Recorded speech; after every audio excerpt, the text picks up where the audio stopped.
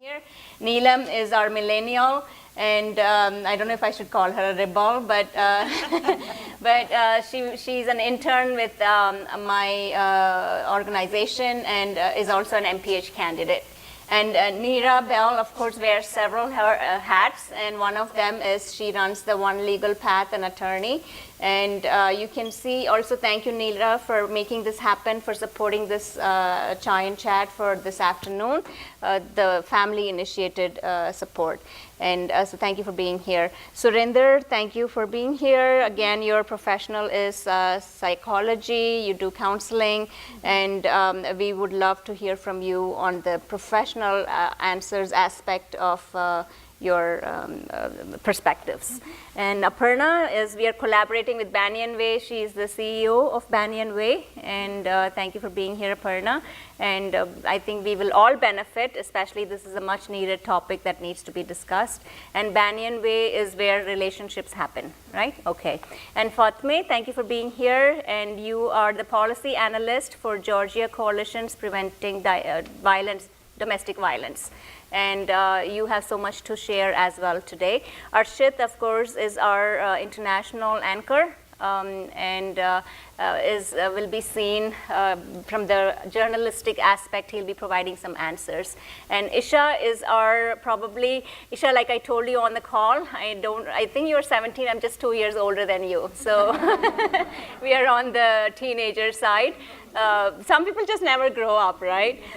So thank you, Isha, for being courageous to be here with us, to join us today. And you are you're in high school, yeah.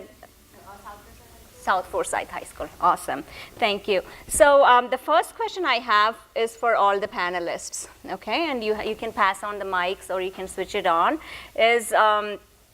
If you can make this 1 or 2 words and quick, just a warm-up starter question. What are the upsides and downsides of growing in America? We all grow every day. So it doesn't have to be, you just have to be a child growing up here. But quickly, 10-second answer, upsides and downsides of being an Indian or an Asian descent in America. Do you want to start, Isha? Sure.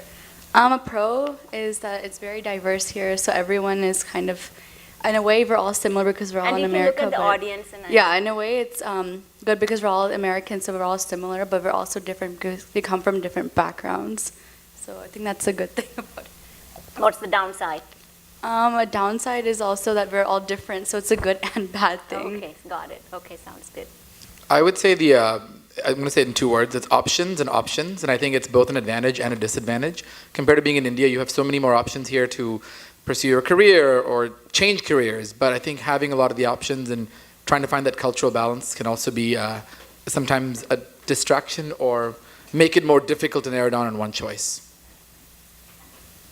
And just to use one word, I would think a pro would be there's a sense of freedom and your expression and individuality. And I would say a con is that you get to be a little confused if you are a immigrant's daughter or son, and so you're constantly having to work between 2 cultures. Thank you. I think the pros is, I agree with Isha, the diversity that we see here is definitely a pro. And coming from India, it's already we are coming from a country which is so diverse, and we are exposed to that at a different level. So I think that's our strength. And cons, I think trying to always catch hold of our culture and adapt to the new culture, that's a cons. It's a constant struggle. Awesome, thank you. Surinder? Thank you. I guess we're all beginning to say the same things after a while, but I guess the pros are all the things that we came here for, and the cons is learning how to navigate those and the challenges. Great.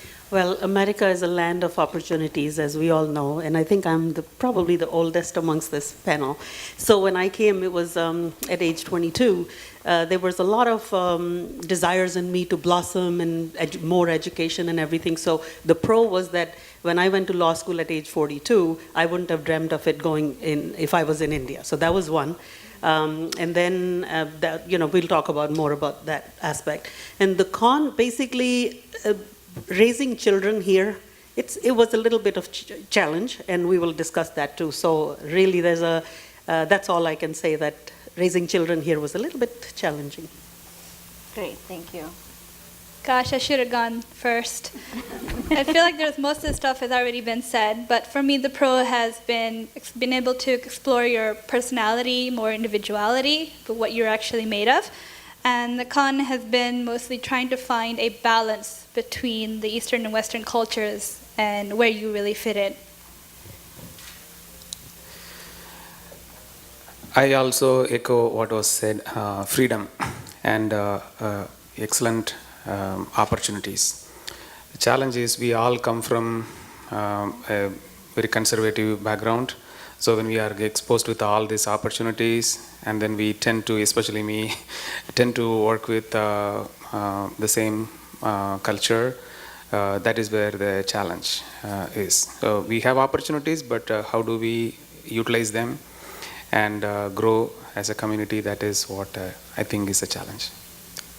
Anita? Yeah, freedom is definitely top of the list, and to think differently and pursue at any day and age, we have that freedom here. So that's the pros. The con is, like, if you think too differently and you don't have the support, then yeah, that's a challenge. If you don't have a big family here or support, then it's a challenge every day. So that's all I can say. Thank you. Thank you. So Aparna, the first question is for you. How do we define a family? Is family defined through marriage certificates, licenses, genetic, coming down through genetics, or is it through interpersonal relationship? The reason I ask is, how do we choose our mates, our friends, our family members? It's a tough question to begin with. So definitely the latter, right? The family is not just a few bodies coming together and living together. It's just bonded by love and sharing and caring.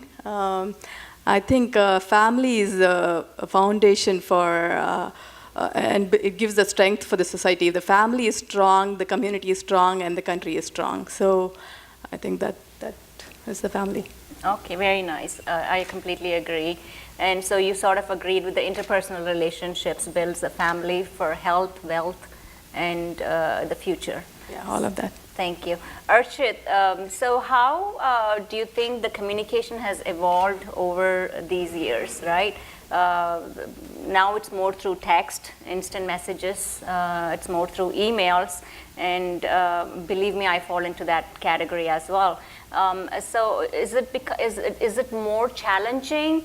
What are the implications of communicating online than face-to-face? And the differences between traditional and contemporary matchmaking? Sure, I'll answer your first question. I think communication is definitely important, and we have a lot of access now with texting and Instagram and Facebook and all that, so I'm really surprised my parents are so good at texting. I never thought that would happen, but sometimes I'll look around the house and everybody's on their phone checking WhatsApp, and so that's a good thing, but sometimes it's also a bad thing, right? For them it's good because they can communicate with their relatives in India. And going to find somebody here, if you're trying to text them or use an app, it is certainly helpful, but I think at the same time there's also the balance of not being isolated and being addicted to hiding your identity, maybe behind a screen, behind technology, and certainly for younger adults, if they're in high school or maybe even in college, they become perhaps not aware of the dangers behind some of the dangers in society with cyber attacks. So I think there is certainly a balance, which is why I think what Banyan Way is doing is really nice. It incorporates going back to the basics of having in-person events, but also using the app. So I think that's nice. You have the best of both worlds.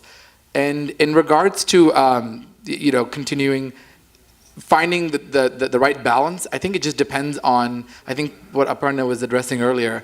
You have to have a good support system to know if you're spending too much time online or too much time on technology and then being isolated.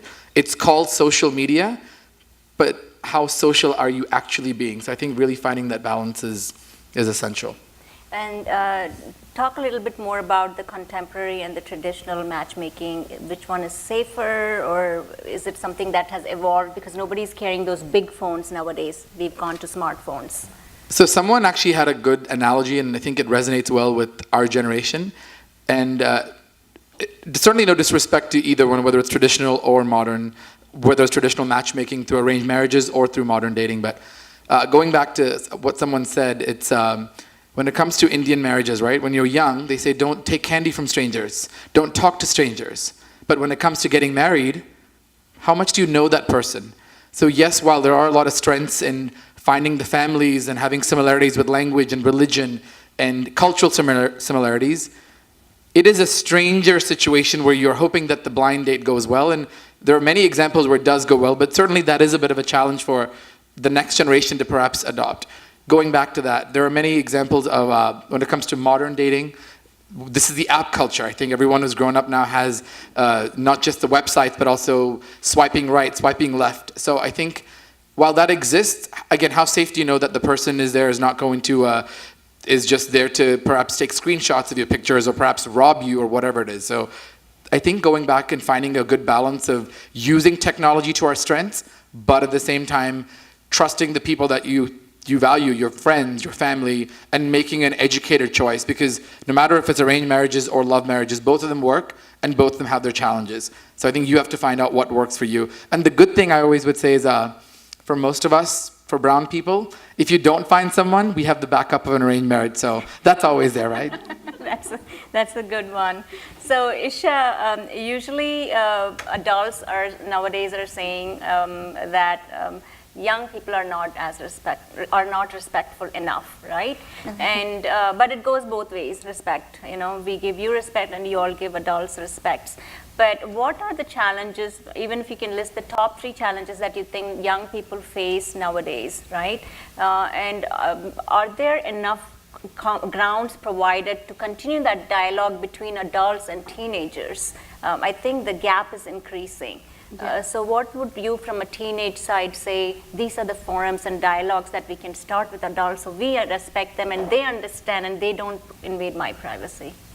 Something I think that is missing as dialogue between, I guess, teenagers and parents is the whole topic of relationships. I mean, for, I guess, Asians in general, because I think they tend to not have that many personal conversations with their parents. So I think the parents, something that they can do to help this is they can start having conversations saying that it's okay to talk about these things or explore, I guess. I think a reason why teenagers kind of find that difficult to talk about is because they're not used to seeing their parents, I guess, say, I love you or things like that. So that's one thing. So just have like more open conversations. Another thing I think teenagers face is, I guess, I don't know, it's all related to this whole conversation, just being more open, but I think social media is also impacting it because teenagers are mostly on their phones talking to their friends and everything, and not having that many conversations in person with their families. I guess those are the top 2 things. I don't really know much about the other problems. Okay, but actually adults as parents, we've usually tried to keep our kids away from negative things.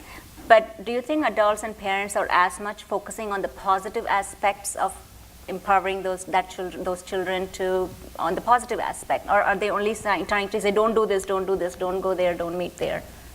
I think from what I've observed from my friends is mostly their parents, I guess brown parents are saying, don't talk to boys, don't do this, try to avoid that. So by doing that, the kids are rebelling more and want to do those things even more.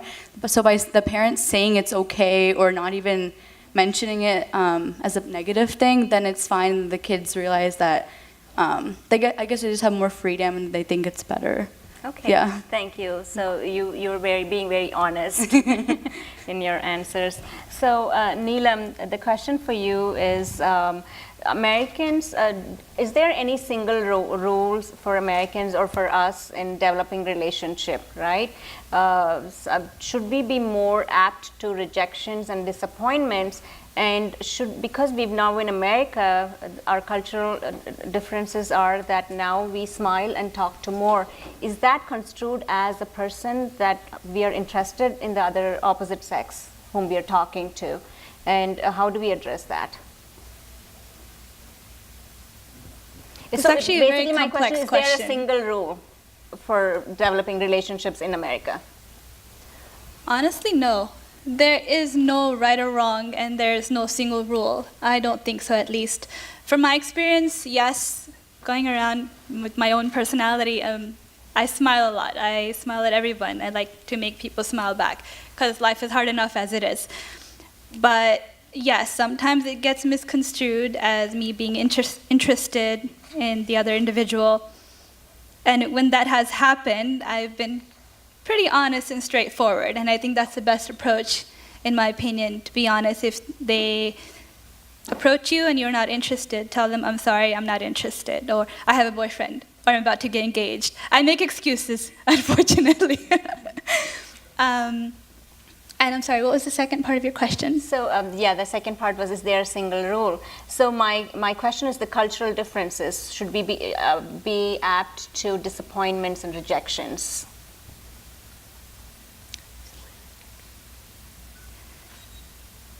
In a way, yes, you should be. But given our culture, in our upbringing, as it's been mentioned before, we've been raised very protected, and especially as young girls, we've been protected all the time. Don't be friends with guys in high school. Don't be friends with guys in college. In my case, all the way to college, end of college. But at the same time, when you do that, you isolate the individual from understanding themselves, understanding what society is really like. And I found that rejection is actually a part of growing up, and it's actually a good thing because it helps you understand that you're not always going to get a positive response from people, especially when it comes to relationships. But as far as being a millennial and growing up in a very traditional household where it's always, puja in the morning, puja in the evening, and then go outside, go to a Methodist college, in my case, in a very Christian society, you kind of get confused between the two.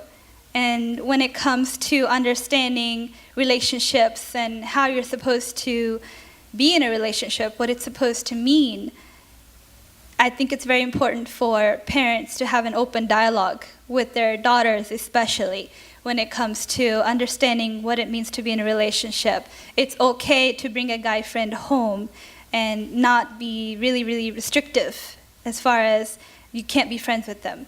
Have friends, but I would rather, if it was my children in the future, would have them bring their guy friends home. I want to know who their friends are. I want my daughters and sons to be open as far as, who are your friends? What do they do? What do you guys talk about? Where do you guys go? I want to be your friend, so be open to be able to confide in me in the future. And if you get rejected in that relationship, it's okay. You can be open and talk about it, cry about it, and let it out, and then move forward in life. Great. And I think that's very important. Thank you. So, good one. Good one, Neelam. So, Surinder, as a counselor, I think depression is projected in various ways, right? If you're angry with someone, there's something else going on. If you're frustrated and disappointed in your relationship, there's something deep going on that sometimes we don't realize, and we think that's the person he is. Actually, he or she is not. So men also project it in the same way by being frustrated, they're angry, they're mad, and women also project it in a different way. What are the major differences of depression that shows up in men and women? Do they come to your office saying we are depressed, help us? Or do they come and say we need help? Or does the treatment differs as well for the gender? The treatment doesn't really differ. I think people don't always come with saying I'm depressed, or Particularly, I think men definitely don't. People tend to come to the office because they have a particular problem that they want to solve. And then depression and how we feel about it is something that comes out as a result of that. Most of the time, I think particularly our culture, we tend to experience life through our sort of physical somatic symptoms more.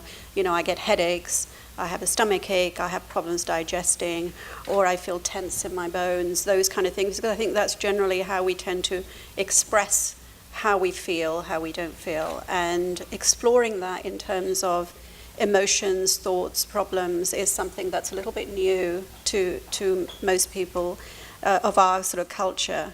But that can actually be a problem even for other Western cultures as well. I think sometimes there are differences between them, but sometimes we make the differences actually larger. At the end of the day, we're humans, and we have problems, and we don't always recognize exactly what it is and what we want to do with it. All we know is there's discomfort in knowing that we're struggling with something. Sometimes people may think they're depressed, but it may not actually be. It might be anxiety or something like that. So I don't know if that sort of answers your question. Yes, it does. And what I was also trying to come out of this question was that it's okay to go for counseling, even if you're not angry or mad, and if you know something is bothering you. Yes, I think counseling is definitely not there just because you have these extreme, what we kind of visualize as mental health issues like depression or anxiety, or often we think of schizophrenia or bipolar, those kind of disorders as being mental health. But actually, mental health is really about your peace of mind, you know, and it's about your overall health. There is that connection between mind, body, and soul. Counseling is about addressing problems. I mean, when people come in, as I said, they tend to come in with problems rather than life problems, whether it's problems with their kids, whether it's problems in their relationships, whether it's problems at work, whether it's problems adjusting to the culture here, whether it's problems dealing with the move between having parents back home here, whether it's just not feeling that you've adjusted enough or whatever, fearing about the future, fearing about this. So all the kind of life issues that go on, and particularly here now, because we, you know, as we've talked about, we don't always have the extended family.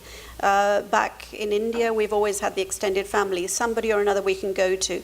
We know this chacha or whatever is good to go for that. We know this masti is good to go for this. So we have all these people we can tap into, but here we don't have that. So we're very much isolated, and that in itself is also very new for people because they're working in these nuclear families, and even parenting back home was done by the extended family and all of that.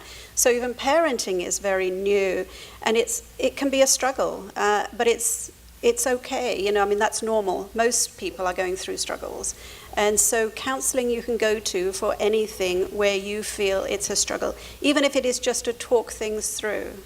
So I think counseling is often associated just with mental health. It really isn't. It's about life problems, how to navigate life. As I was saying earlier on, we come here for certain things, but how do we navigate that? And it's about how to navigate life and overcome the obstacles that stop us from achieving what we want. And sometimes talking to somebody who's a third party. And the counselor is very different from family members, because we're not vested in you needing to be like this or you needing to be like that, and oh my goodness, if you make that wrong decision, do you realize it? It's very much about exploring and getting to know what's going to work for you, what is it that you want, how do you want to go about doing that. So the counselor is very much a third party who's there to facilitate, almost lubricate this machine that's kind of got a bit stuck in various ways. So the counselor works as a lubricant to oil those various parts of that machine and get it kind of running smoothly again and overcome the frictions and resistance that's kind of there. So that's how the counselor works. They're not there to make decisions for you. They're not there to tell you what to do. They're there to help you solve your problems through finding out what you want and so forth. Thank you so much. That really helps. So Nazeera, as immigrant who come into our U.S., we all face trauma because we've left major part of our families. We leave homes back there. We sometimes leave our dreams back there too. Did you know there is a honeymoon stage in the immigration? Yes. Let me just quickly, for the audience's information, I was reading through it. So there's this honeymoon stage where you're coming to adopt into a new culture and you feel excited, and then you get into the distress stage where you no longer feel new, and then you go into the reintegration stage where you buy a new home, you wing out into your new home and you're excited, and you start disliking the culture back home. And then you have the autonomy stage where you are accepting the emerging stage, and you start to come out of the fog and you start to feel like yourself, right? And then you have the independent stage, which I think most of us are in now. You're yourself again, and you embrace the new culture and you see everything in a new perspective. But my question to you is, what are the misconceptions that you can identify that have to do with the immigration visas? And also, how can we overcome those misconceptions? And also, if you could change the immigration system, if you had the power to change the immigration system, what would that one thing be? That's a whole lot of questions. But first, I just want to say that coming here, and I'll talk from personal experiences, not in generic terms, because that's going to help you the most. So when I came in, just quickly, my husband was raised in England, I was in India, we met, and totally two different cultures coming together. We met, and then we were engaged third day and married seventh day. So 39 years later, why the marriage works, and our own son would wonder sometimes, like, how did that happen? So one thing I just want to say, that when we came, a supportive spouse, both ways, me to him, him to me, that's how it's worked. So that's one thing that when you come from India to here, we came with the status was fine, so that's why we didn't have those issues, and I'll come to immigration, how people are coming these days, and why this undocumented stuff is going on, and so forth.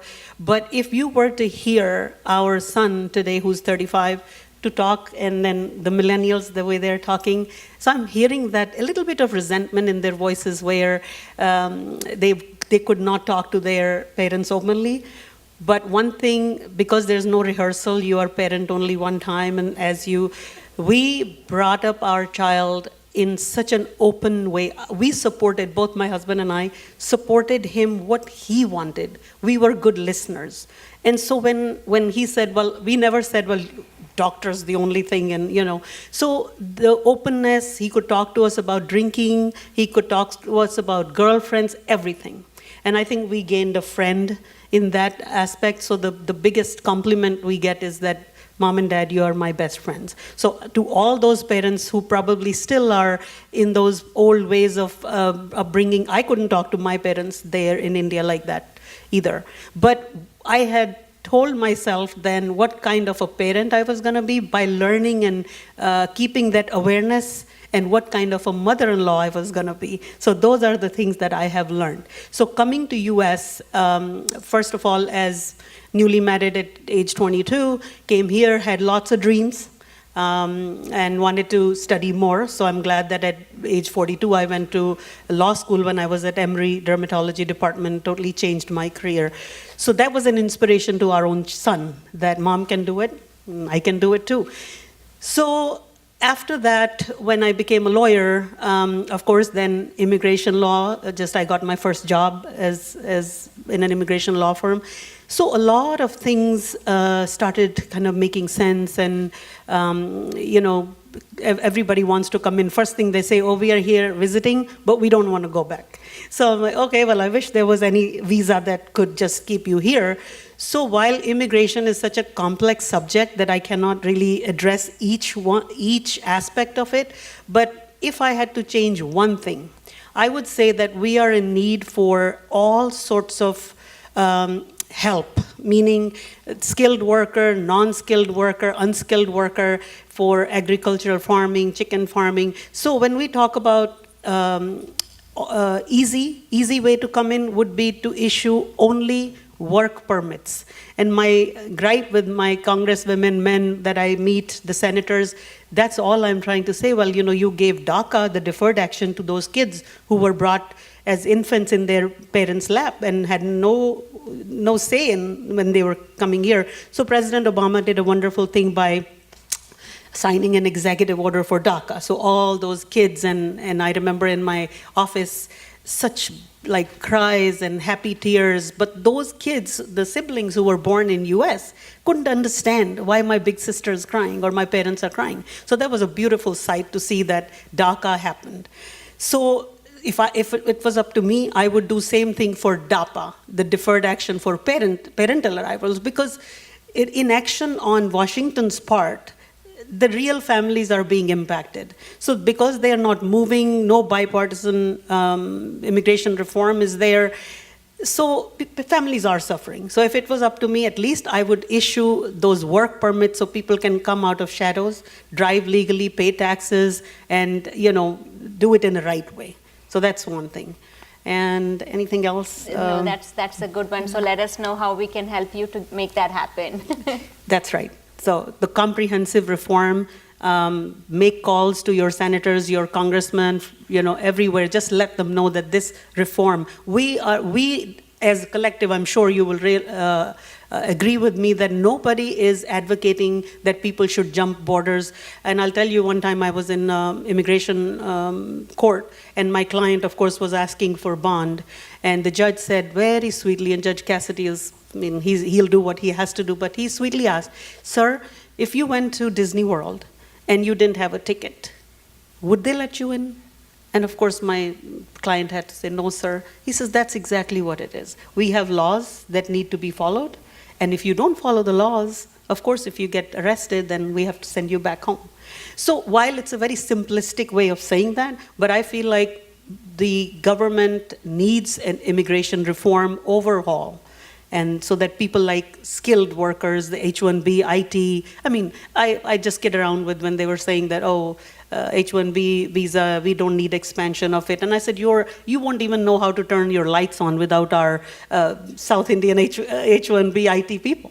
India is number one in that. So jokes aside, but I think seriously that reform is needed, and everybody's collective voices by calling, it makes a big difference. Great, thank you. Justifus, one of the hard questions that needs to be answered is about culture, right, Justifus? So culture is sort of a way of life, right? People call culture different. It doesn't have to be a birth heritage. It can be a family that you've created.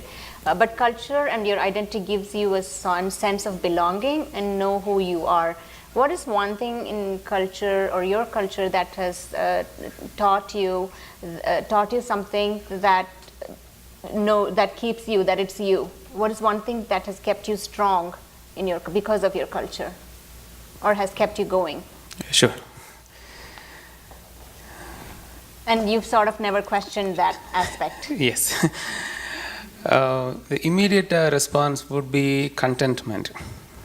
That is one thing I learned from my childhood. It was not enforced to me, but the way I grew up in a small village. If I say Nagarkoil, many people don't know, but I am not even Nagarkoil. I am 8 kilometers interior village of Nagarkoil.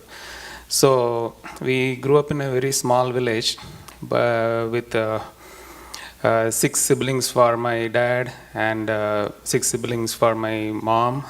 So we brought up in a setup where even though we did not have so much of richness or abundance, but whatever we had, we could share, meet, talk, and all those things. When I told also I have to point out that I grew up in a very orthodox background. Today also I shared in my Facebook, we were not allowed to listen to movie songs. Forget about movie songs, even devotional songs outside of our faith. I'm a Protestant, and even if there is a Catholic song I play, my mom will be staring at me. Okay, so hope you can understand. And So forget about girlfriends, I cannot even talk to boyfriends.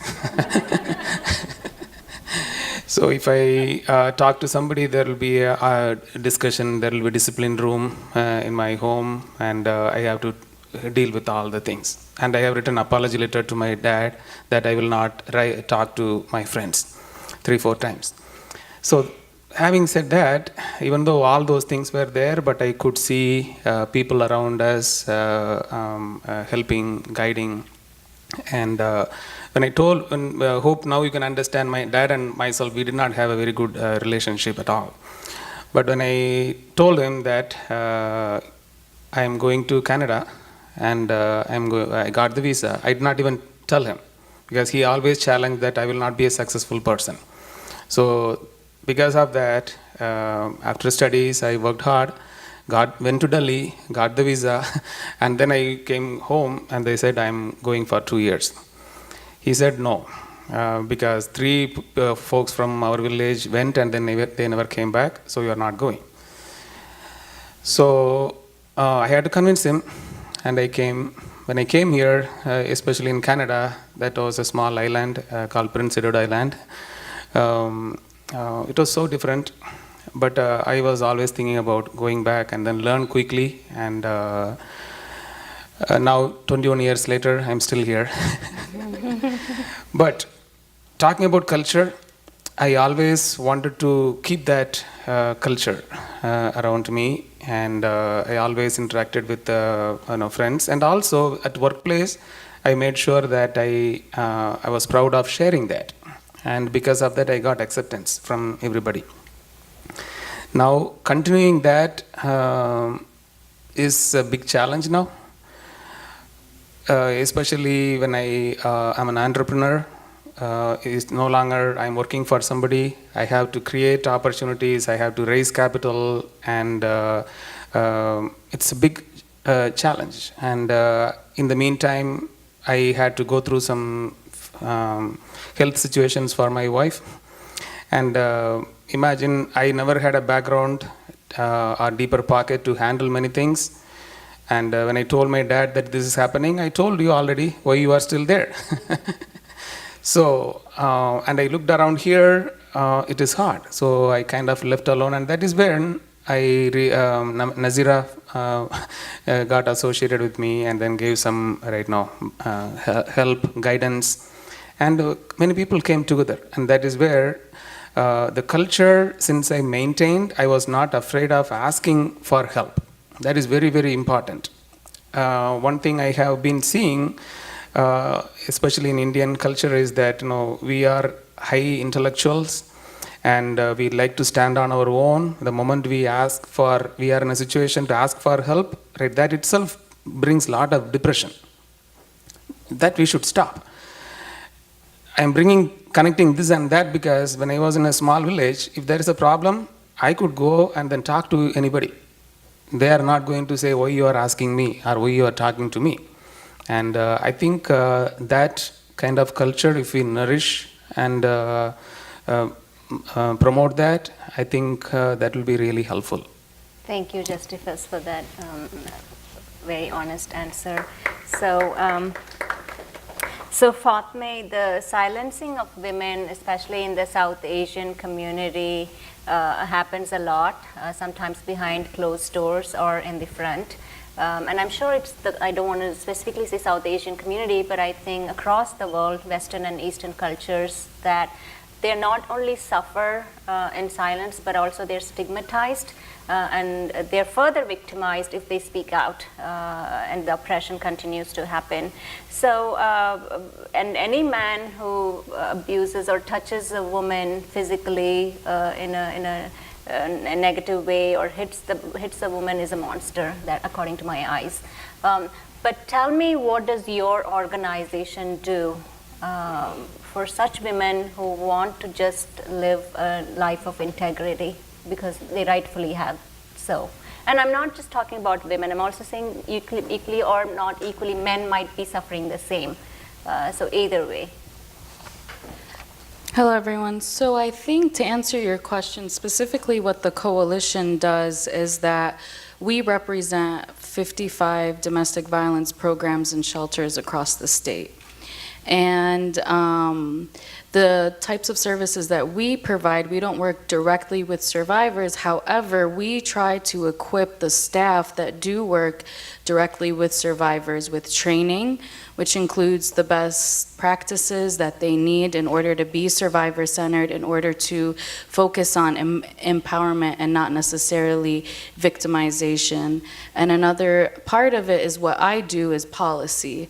And I work with statewide legislation in order to implement policies across the state that will further protect and enhance the survivors that exist in Georgia.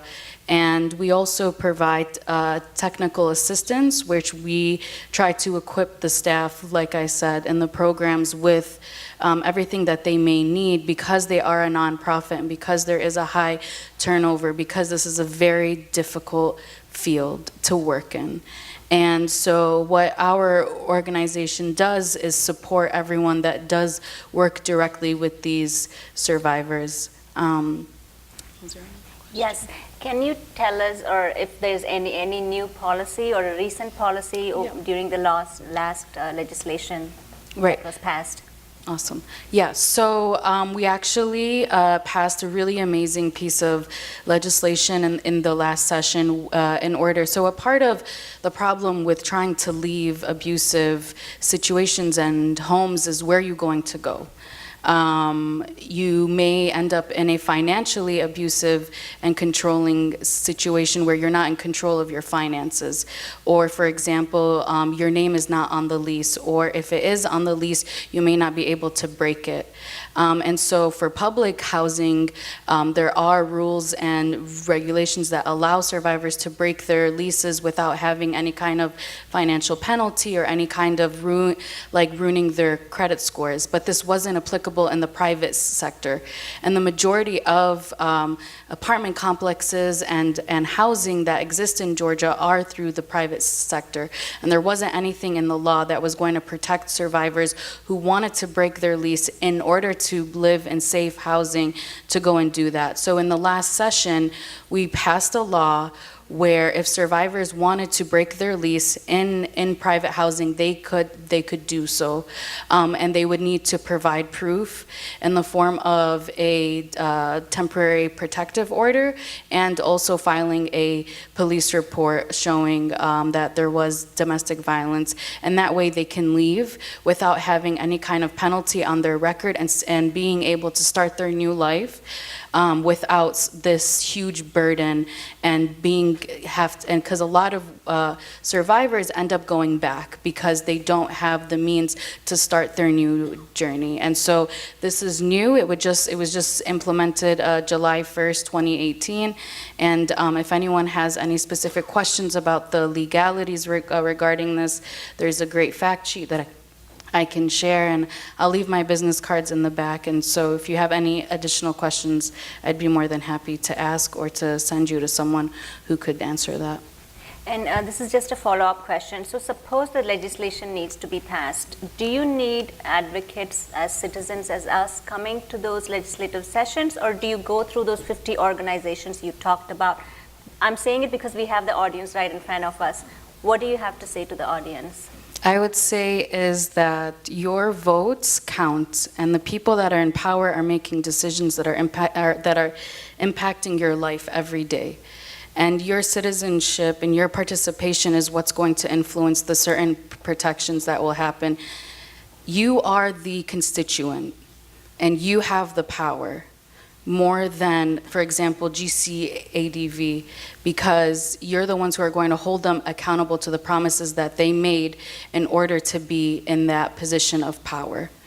And I would say that if you go down to the Capitol and you advocate for certain laws and policies, that is what's going to create the biggest impact, because you are in their community, you're holding them accountable, and you're telling them that this is this is a problem in our community and we need to address it. And so I think that everyone has the privilege and everyone has the responsibility to participate in government.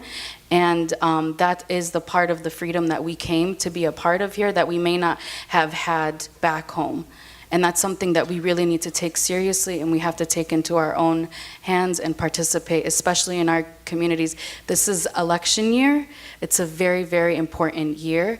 Registration for voting closes October 9, so you have 3 days. So if you're not registered to vote, please go vote.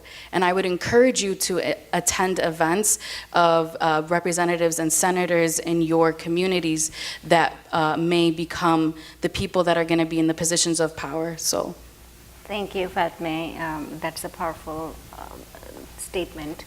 And Anita, the South Asian women, and I'm focusing on the South Asian women because of the topic today, are influenced to continue to stay in abusive relationships, either by their parents or the in-laws or their sisters, because of the shame they could bring the family if they speak the truth out. It happens. People, then there's a threshold that we reach, and then it blasts, right? So different stages. Some might speak out in the front, but very rarely, because like again, what will my mom think? What will my dad do? Or I'll commit suicide if you do this. I can mention that you're my daughter, or even a son. So education is needed for South Asian girls and women. True. To have confidence in themselves, because I think if we have confidence, we can prevent some things right in the beginning. And those are usually done by activists, such education. Are you one? Activist is a very strong term. Everybody is an activist when it comes to what they want to pursue or protect their kids. In my case, I have a daughter who's a senior in college right now. She was not able to pursue what she wanted at a certain point of life because of I was married to someone who had very strong beliefs and religious beliefs, and then I had to break out of it. So what I tell her right now is, like your Banyan way says, find your life partner. Marriage is not like our mortgage, 5-year, 10-year, 30-year. It's a life partnership. So I tell her, until you find your life partner, stay single. Don't settle. Someone in this panel, I forgot, said, oh, you have a backup of arranged marriage. I was arranged marriage at the age of 20. I had no idea what I was committing into. I sat in front of this fire and said Sanskrit mantras. And then I found out, I said, till death do us apart. I didn't do it yet. So until you find someone where you can say, till death do us apart, don't commit. It's very strong relationship we are finding. Do not settle for your parents finding someone. May it be someone of same sex too. Doesn't matter. This is America. When you find someone who you love, same gender, it's okay. Go ahead, find them and pursue them. Okay? Don't settle for, that's what I would say. You might be wrong. There might be a lot of parents here who might not like me. I don't care. But I'm a victim of arranged marriage. I didn't like the life I lived. Now I'm very happy. Not everybody is as lucky as our attorney here to have a very supporting partner. Not everybody gets it. And so until you find that person who you want to wake up with every day and you want to go to bed with, happy, don't settle. Please. Life is not worth living one day unhappy. We all deserve happiness. We all deserve freedom. And especially this is a country where you can live your life. So may it be the same gender, your high school friend, or whoever you meet, find them, understand them, and then get married. And I became an activist for my own daughter. Doesn't have to be an activist for somebody else. So to protect her, to follow up on her dreams. I was raised in India. I wanted to go into the Indian Air Force. But my parents didn't let me. I brought the farms and like they tore it up. They said, "What are you thinking? You are a South Indian Brahmin girl who goes on an airplane and flies. No, you can't do it." So I went to college, pursued engineering, and now I'm program analyst that pays my bills. That's it. But at the age of 40, I went and joined the National Guard. I did it because I wanted to do something. That's my dream. And my marriage didn't work. I mean, my ex-husband didn't like it, but I said it's okay. I want to pursue what I wanted to do, and I pursued it. And I'm very happy about it. So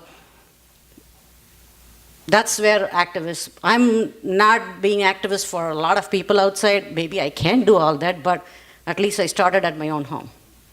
Great. That's where I started.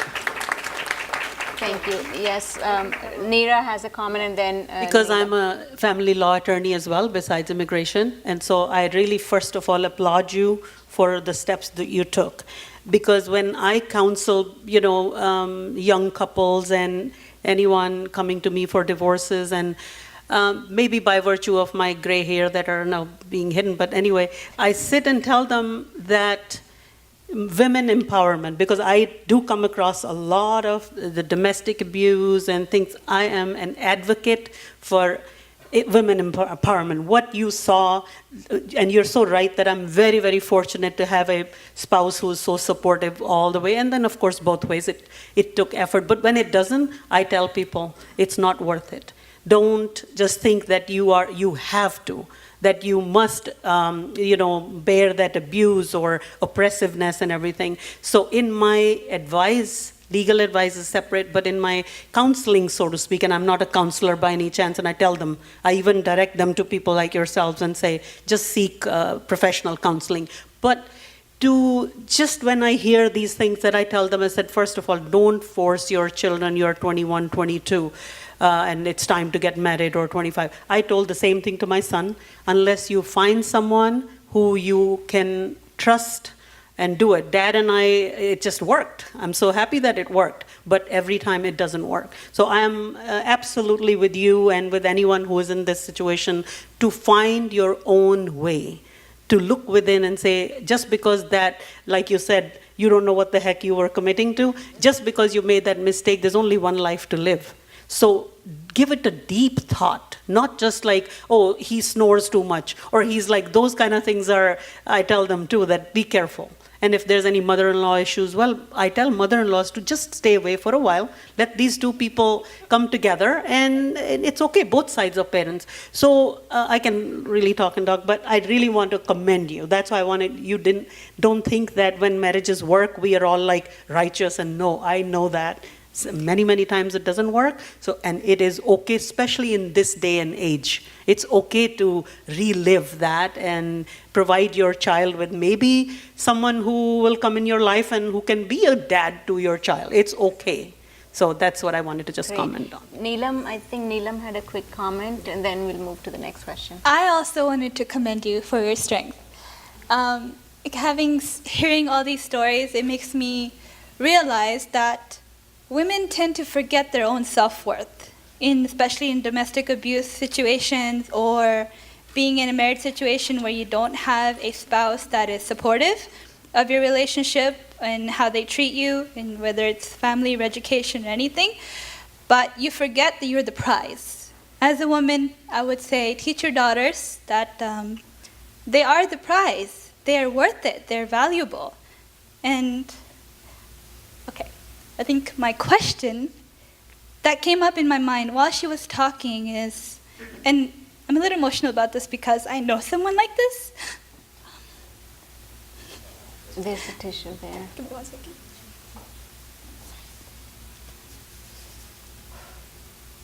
What advice would you give to women who can't separate because of their kids?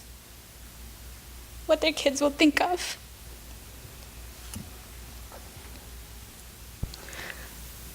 When I dropped the ball, it was not easy. Till today, 99%, other than my parents and my sister back home, nobody knows I'm divorced. I had to remove all my relatives and anybody, friends who are connected to my family back home from all the social media. I haven't gone back after that because I still don't have the strength to face them. My parents told me not to yet tell any of their relatives that I'm divorced because they cannot take it. They are not ready to accept I'm divorced. Because my sister is also divorced, but hers was a forced divorce. Hers was physical abuse back home. So she was sent home. And my parents have 2 daughters. So they could not take, according to them, I am happily ever after married in America. So they can't take that I'm divorced. So I haven't gone back to meet any of my family back home. Sure. What if they're So afraid of their answering her children? question, What if sorry. they're thinking their children It is thinking more not, about themselves? my daughter is 23 years old. Still, it is hard. She cried and went back to bed many days. She would come home from school and it still is not easy. It is not easy. I have nobody here. The National Guard friends, they came to help me move. I had no one. I had to leave home in certain number of time, and then now, God bless, I have, enough financial, like you said, education helped me. I have my own house. I have 2 big dogs, so I couldn't go. I was pretty much homeless for a few days. I didn't tell anyone.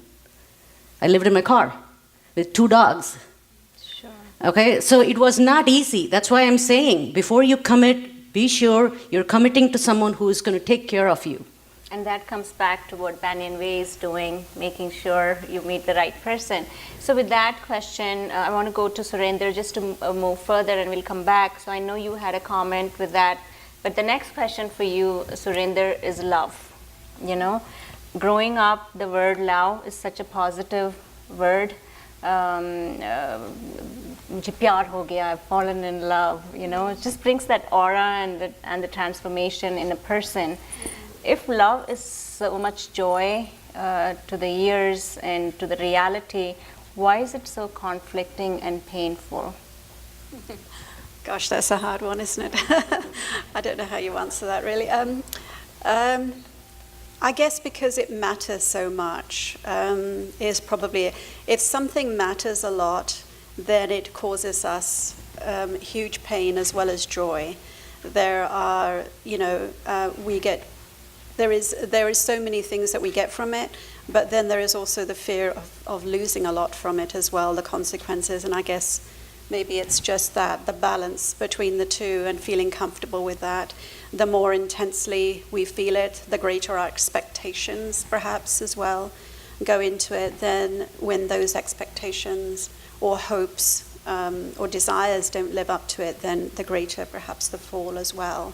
And then it's also our own approach perhaps as well of how do we deal with those setbacks and things. Are we someone that tends to be overwhelmed? We can only deal with our expectations, or do we have some resilience of life, resilience of love, resilience of relationships to be able to work through those disappointments, those challenges. So, like everything, it's kind of complicated, made up of, different aspects of ourselves. We are who we are because of, to some extent, our biological personality and traits that we're born with, but so much of it is also from what we've experienced, from what we've been taught, and then how we've interpreted that in our world to determine what it is we want and how we give meaning to it. I think that's the other thing. How do we give meaning to love?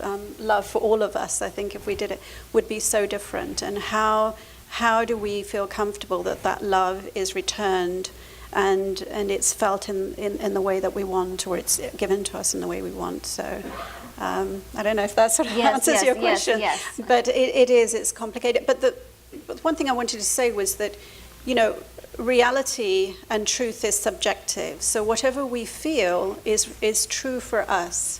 It's true, it's reality, it's true. The other person may not necessarily agree with it, but that's okay. That's another element of working with that other person's reality. If that person's important to you, then yes, there's an element of working with that. But what you feel is true. What your reality is true. And so in relationships, that's what we're working with, is two sets of realities, two sets of truths, and where does that come through? And I think, sort of just going on from what you were discussing, Nina,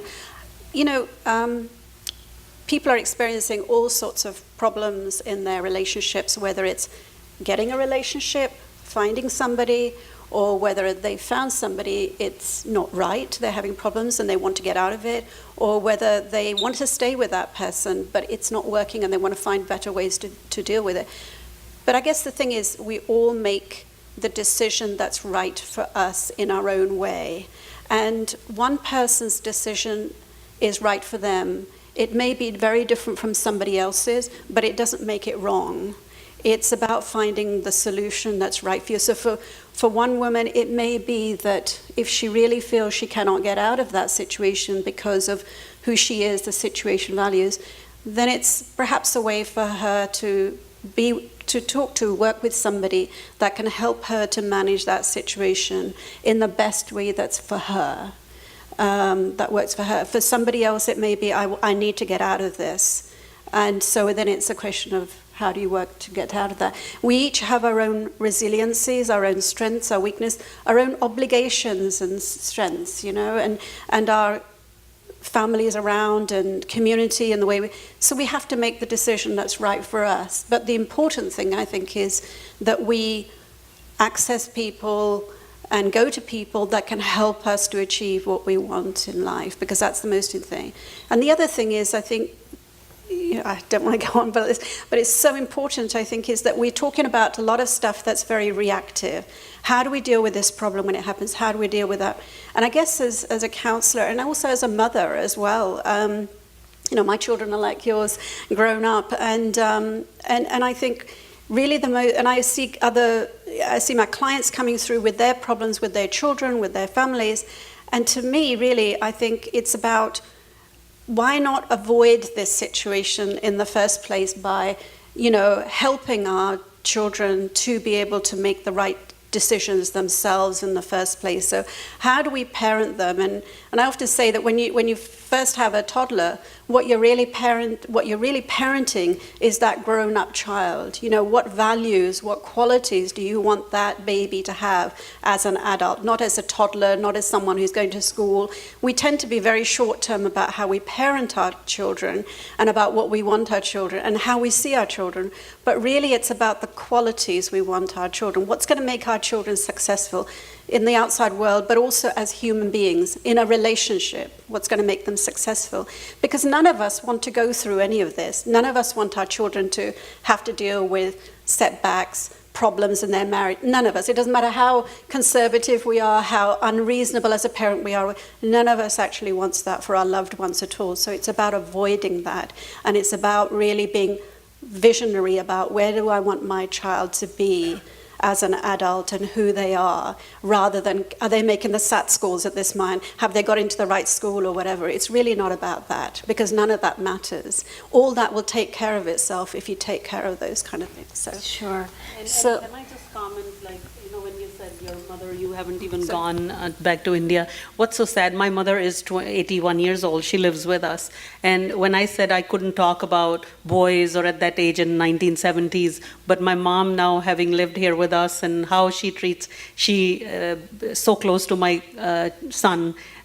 So anyway, the way I changed her was to say, get away with this, sabse bada rog kya kahenge log. I think in our Asian community, that's something like, oh, log kya kahenge. It's, why are we always thinking about log? And then we forget about our own children who are so, when mom came here many years ago in 86, when she first visited, of course, things were different. That was their first visit. And she taught my son at the time, he was 3 years old, to touch our feet, because in our Indian culture, so touching feet meaning blessing. From that day on to now, age 35, he has never ever, whenever we see now, of course, we don't live together. But what I'm saying is that we need to first, as parents, teach our parents as well, because they sometimes live in joint family. So my son and my mom are the best of friends, because when he was growing up, she would talk to him like, I said, Mom, you never gave me that ear. That's exactly what this dialogue, communication, open communication, treat your children as friends. They are very smart. We never gave them the time of the day. We just, oh, no, ye banna hai. This is what you got to be. We always imposed what we wanted them to be. So I think where you are now nurturing your daughter, and everybody should, is the best way. Don't worry about what people will say. That's one thing we got to get away from. Definitely. So thank you. So Aparna and, I'm sorry, not Aparna, Archit and Isha and Neelam, I wish I had got all these advices many years ago, to tell you the truth. I just feel you guys are lucky that you have your own standing, you know your self-worth, and you have adults who are speaking your language nowadays. We didn't have those in those days. So, Aparna, coming to your question, is single people in America meet others or date, hoping to get married at some point, right? And if in reality, in real life, when we meet each other, when that's so hard to work, how does the compatibility software arrange for people to match online?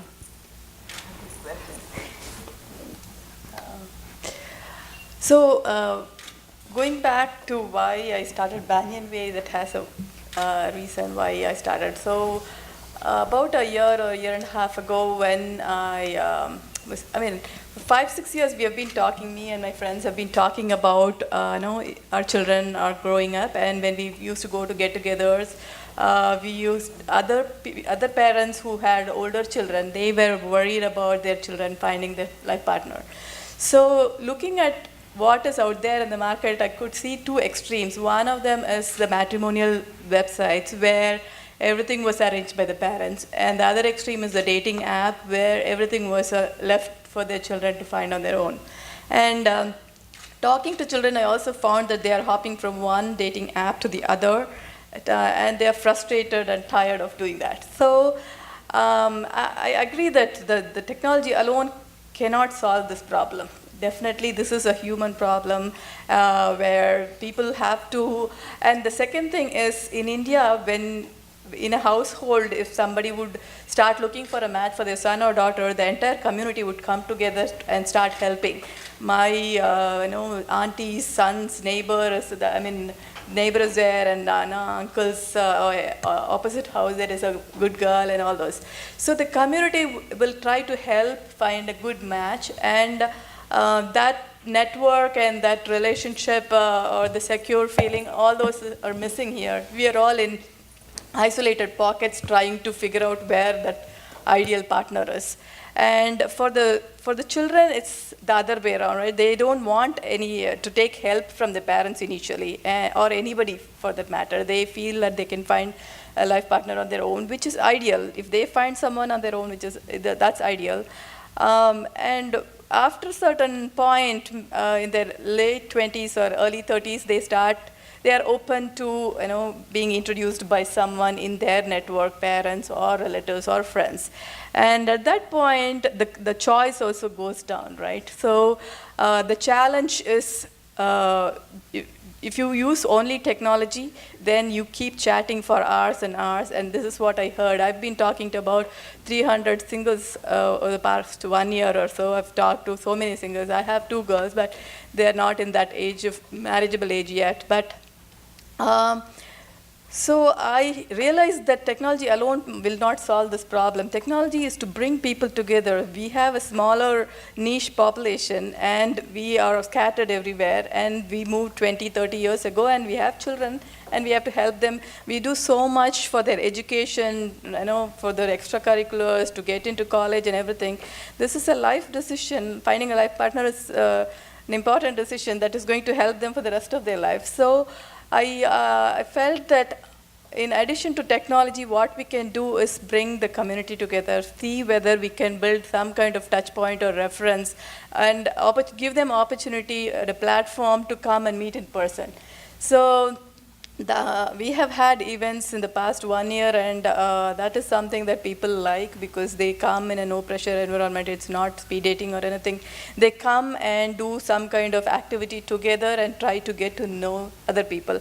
And the other reason is once they start working, the opportunity to meet other people of similar cultural background goes down drastically. They have hectic careers and they are focused on their career. They go to work, come back, and on a Saturday, Sunday, they don't want to try and go on a date. They don't even want to try that. So we are just trying to bridge that. There are so many good aspects in traditional matchmaking. I got married, I got an arranged marriage, and I've been happily married for 22 years. And I think giving them the independence to look for someone on their own is the best thing. And if they're okay with taking help, in day-to-day life, we all take help. And that's how we survive. We have to take help for everything, starting from morning to evening. So it's okay to take help, whether it's your parents, whether it's your relatives, or your friends. So that we are trying to bridge the gap between traditional matchmaking and modern dating. And definitely, in addition to technology, is just to bring people together so that they can have some introductions. And once they come to our events, hopefully they can meet them in person and get to know them and understand their personalities and hopefully find their life partner. Great answer. Isha, what is your idea of the perfect roommate, a perfect partner, a perfect friend? Do you think what you're going to answer has any way you're influenced by the culture or the media or family? I think the perfect friend for me or anyone is just someone that's loyal and stays with me the whole time. I've met my best friend. I used to live in Chicago for 8 years and I've moved a lot, but I'm still very close friends with her. And I've been friends with her since I was in 3rd grade, so that's a long time of my life. So I think that's really important, just having someone that you can always talk to, even though I've moved a lot. And I think that's something that I want to look for, and I guess in a person in the future, someone that is loyal to me and committed in different aspects of their life too. Okay, and I know Anu Ganesh is your mom. She's here. You were not expecting this question from me, but when I was preparing for the question and answer, I said, well, you have a daughter and your mom here. Very quickly, in 2 sentences, what would you tell your daughter if she was getting married in a few years? The advice that you would give her for a successful, committed marriage? I think the advice I would give her is don't see the partner as how they are today. Try to imagine, would you like to live with them in the future? Because there's some things which you see today which are not going to last a long time. So don't just look for like some magical chemistry. That's not everything. That could stay for some time and then go. So look for qualities which are going to sustain a long-term relationship.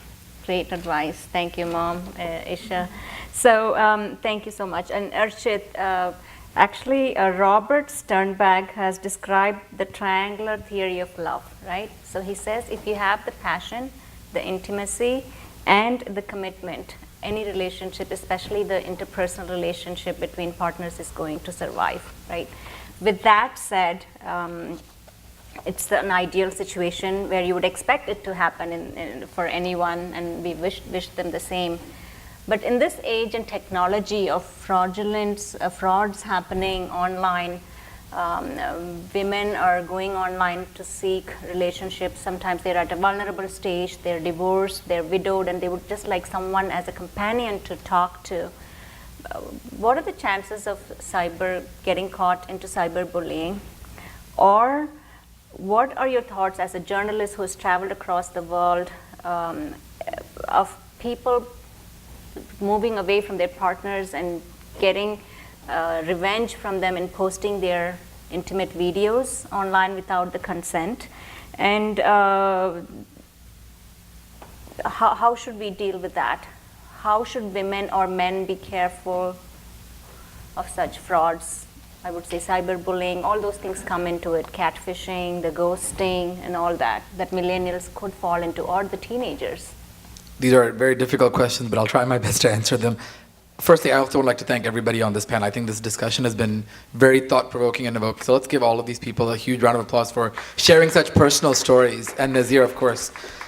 Going back to your question, I'll sort of answer that in two ways. When I was at CNN, we actually did a lot of stories about teenagers and those dealing with social media apps. And in fact, it's not just Snapchat and Facebook and Instagram that we all actually come to know about. There are many other apps that exist that are only for teenagers or only for high school students, things that parents might not have been aware about. And unfortunately, when you have bullies and cyber bullies and people online, they're able to get to these apps and target these people, promising them to, hey, we can meet, and when you're in that age and it's literally the click of a button, it becomes easy to do that. So I think talking to your parents, the parents talking to the children having open dialogues about the dangers of social media, it is absolutely important. I don't think you want to do it when it's perhaps too late. You don't want your son or daughter to be a victim and then feel like, oh, I should have had these conversations much earlier on. We've definitely had a lot of stories in the news media with that. And going back to what you said about posting pictures, this is called revenge pornography, where at a certain point someone will take pictures and perhaps misuse them and threaten them, saying, I'm going to share these pictures or videos that I have of you if you don't do X, Y, and Z. And that is a crime. And we've covered that many, many times, even in India. And that is definitely surprising. It's something that that probably didn't exist 10 years ago, right, when social media really wasn't a big thing, but that is something that's also available now. There's apps like Snapchat, which some people are, especially the younger generation, use a lot, where you can send pictures that can be, I think, deleted after.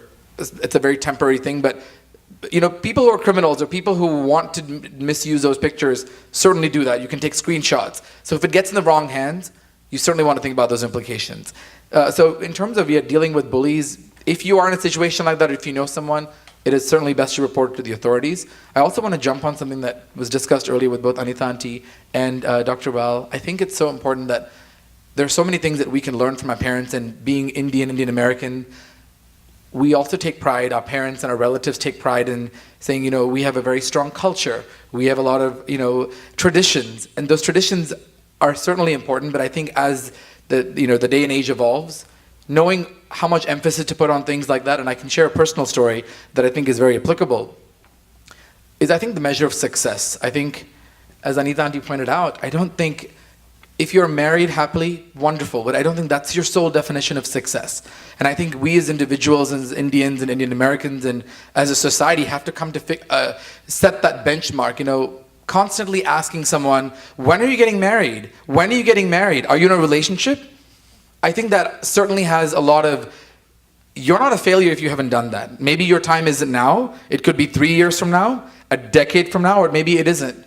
That certainly shouldn't be something that while the intentions might be good, I think constantly having that is frustrating. And this is not just a personal thing. I think a lot of people face that, and it's not even with that. It's once you get married, what about children? For my dad, and I had a conversation with my dad, one of my cousins has a 4-year-old daughter. They live in London. And we have this family WhatsApp group, and my dad, in his mind, a very innocent message, when is baby Dia going to get a sibling to play with? And it's something that most of us think there's no harm. And we had a separate conversation as cousins, and the conversation that we had is, I know there was no harm done, but what happens if the couple may no longer want children? Maybe they could not have children. Maybe they had tried and they had a stillborn, or there were miscarriages or other complications. So I think just being sensitive and understanding that, yes, while you want to help, know the boundaries to push. So I always tell people, when they ask me, if you have someone in mind, please let me know. That's a better way to solve or help someone than constantly ask. So it's like this isn't a work update, right? It's not like what's the status? What's the status? There really isn't always a status to tell someone. So I think if we can understand that, and the good manners are free. We can all do it in this room. It's the nicest thing to do. And yes, we're all striving for happiness. Be nice. The 2 words I always tell people: no matter what you have in life, fame, fortune, good looks, strength, anything, if you aren't nice, it doesn't matter. So all of us can take that back and try to be nice, help other people out, and genuinely mean well. And I think if we can all think about things like that, have these open conversations with people, as a generation and as a society, I think we'll be a lot more successful. Great job. Good job, Arshit, coming straight from you as a testimonial as well. So Sorry, testimonial people. Didn't mean to steal that from you. this is a question I wasn't going to ask, but I'm asking is because of the scam artists that you talked about that are right there looking for the praise to become a predator on, is to prey on, I'm sorry, is do you think in relationships we should start the background check? I mean, in this day and age, if you have started a liking on someone, is that something that Banyan Way is thinking of bringing up? Because you are the cause of those two souls coming together. It better early than late. I think is a good question, and I think the funny thing is one of the first meetings that we all had, Aparna, myself, Sangeeta, Anu, and some of the core members of the team, Shiva, I think as well. We talked about what's the best way to do that. How do you validate someone or take person X is on this app and they like person Y? How do you know person X is person X? Do they really have that degree? So I think there are certain things that we are still trying to evolve, and Aparna might be able to address a little bit more, but double checking to make sure they're not on some kind of offender list. And a lot of it is trust-based and volunteer-based. So I think really finding that balance. A lot of people don't want to be like, let me join this app, but let me give you all my personal information, and people might not feel comfortable with that. So that certainly is a risk with online, whether it's an app or a Shadi or those websites. Yes, you always hear these stories, people saying, oh, I want to come to the US and maybe get a citizenship or a green card. It exists. Unfortunately, we are in that thing. Aparna, I don't know if you wanted to add to that. So any relationship starts with trust, right? So we have to, going in, we have to trust somebody. But how do we trust someone, and how do we even talk to someone even one step before that? So that's one of the reasons why we are trying to build the trusted network, where there's some touch point or reference. So somebody says, oh, I know that boy, he's a nice boy, or I know that girl, you should. And that does not mean that those two are compatible. So that's a whole different problem. We are not saying that everybody in our database is like, great girls and great boys, and you should just come and you'll find one immediately. But what we are trying to at least help is give some kind of touch point or reference. So if there is someone in your network, you can start looking for someone in your network, and hopefully that gives you some comfort. And if you want to take some chance, you can go outside and take some chance. And there's no harm in still continuing to do the background check. Of course, okay. Yeah. Background check is definitely something. Yeah. In this day and age, this seems to be one thing we have to start adding. So it's in layers, right? It's in layers, meaning there is identity validation to find out whether if somebody is living in this address and somebody claims to be of this name and this education, they are. And second thing is that they are not they don't have any criminal background. Right. And there are layers, so we do plan to have all those eventually. Okay. And this is sort of adding to what you said earlier about social media. There's certainly a good thing about social media as well. So suppose you're talking to someone, you look them up on Facebook or something, right? And if you have mutual friends, that definitely makes it easier. It's like, oh, I'm friends with 4 other common friends. And I think because you have that, it might be a little bit more, I can ask them, oh, they're our friends. So there's some level of comfort or trust. Again, that doesn't always mean that's someone that's trustworthy, but that's certainly the positive side of social media, because it kind of, I guess, gives you that 6 degrees of separation. Great, thank you. And so, Nazeera, sometimes our styles of communication, the food we eat, the way we talk, and especially the head shakes, is very signature to our Indian community. So how, with all those things, coming from the Indian culture, how can we continue to immerse in the American culture while preserving our own cultural identity? So that's a very good question to be posed to me, because when I went to law school here, there were not very many people from my age group that were in this profession, because our second generation now, you see lawyers and the communication. So of course, for me to sit in a class of, I think we were about 60 students, I was the only Indian lady there, lady I say because I was older. And so it was non-traditional school. I went in the evening classes. So it was very difficult for me to first initially like, oh, how do I even speak with the accents that we have, and everybody is American, and and the professors, of course, knew my name. First thing he would walk in the Socratic method, like, okay, Miss Ball, so can you discuss this case? And I'm like, oh gosh, why me? But I had to be very prepared every time. So for me to come out of that shell, of that first generation coming here and into this legal profession that needs wonderful verbal skills and to be able to talk. So I had to teach myself how to get out of that fear of public speaking. So what helped me was, and whether you're an atheist or a believer, but I have been an advocate for always sitting down before you do anything important in your life. So whether you call it your appointment with God or whoever you want to say, just sit quietly for a few minutes.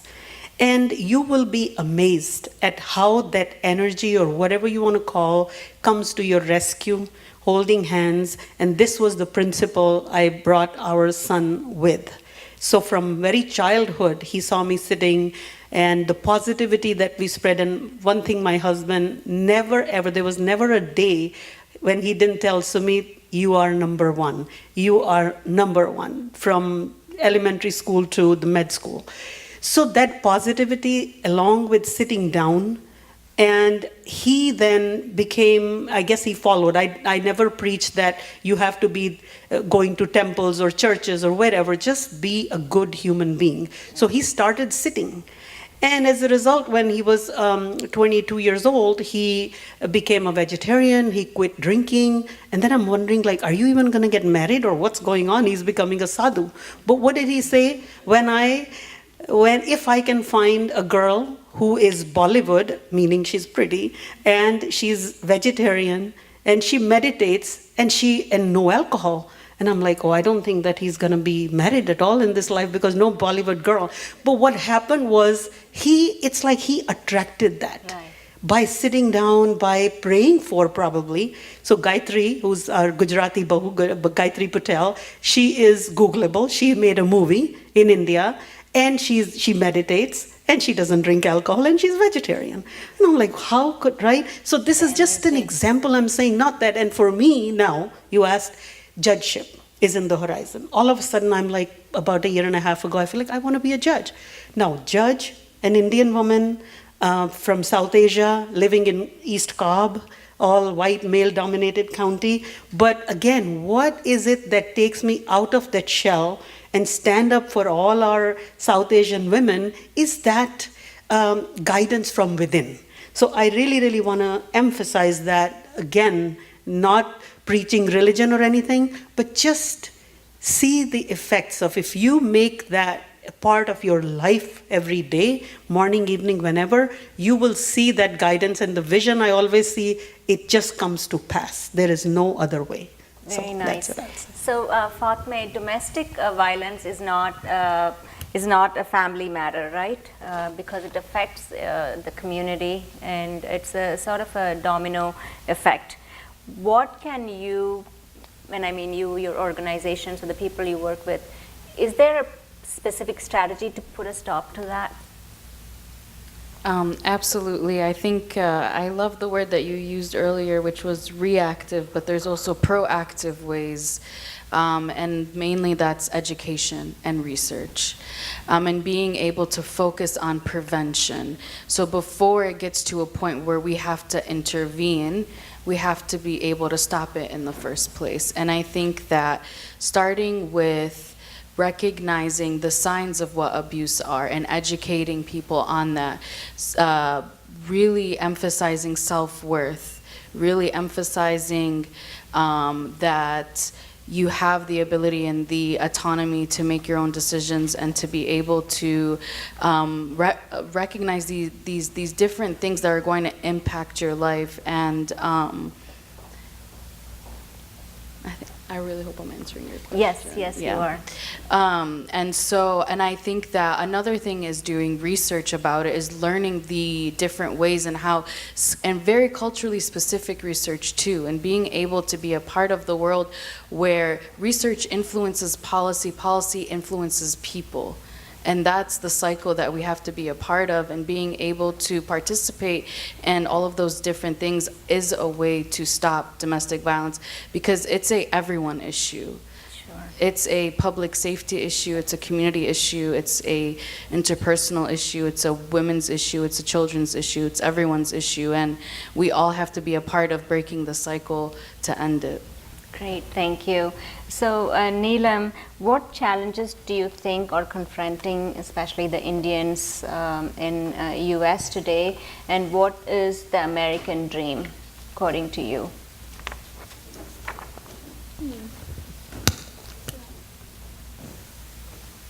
Is it supposed to be green? Yes. Okay.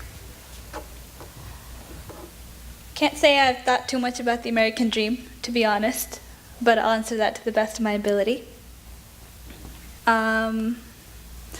Repeat the first question again. So, what challenges do you think the Indians are confronted with in America now? For me, I think the biggest concern for Indians my age, I can speak on my experience, is figuring out themselves in the middle of, our traditional culture, trying to hold on to that, but at the same time trying to conform to society's standards. And coming in between somewhere, finding the balance is the biggest challenge we all have. And I think that's why there's a little bit of a benefit to marrying kind of later in the age instead of getting married early in the 20s like our Indian standards state. Because I get it all the time. By Indian standards, I'm beyond my age for marriage. And I laugh about it now with my family all the time. We kind of made it a joke at this point. We're like, yep, no one's going to marry me. It's okay, no big deal. But like we said, I do believe the right person will come along.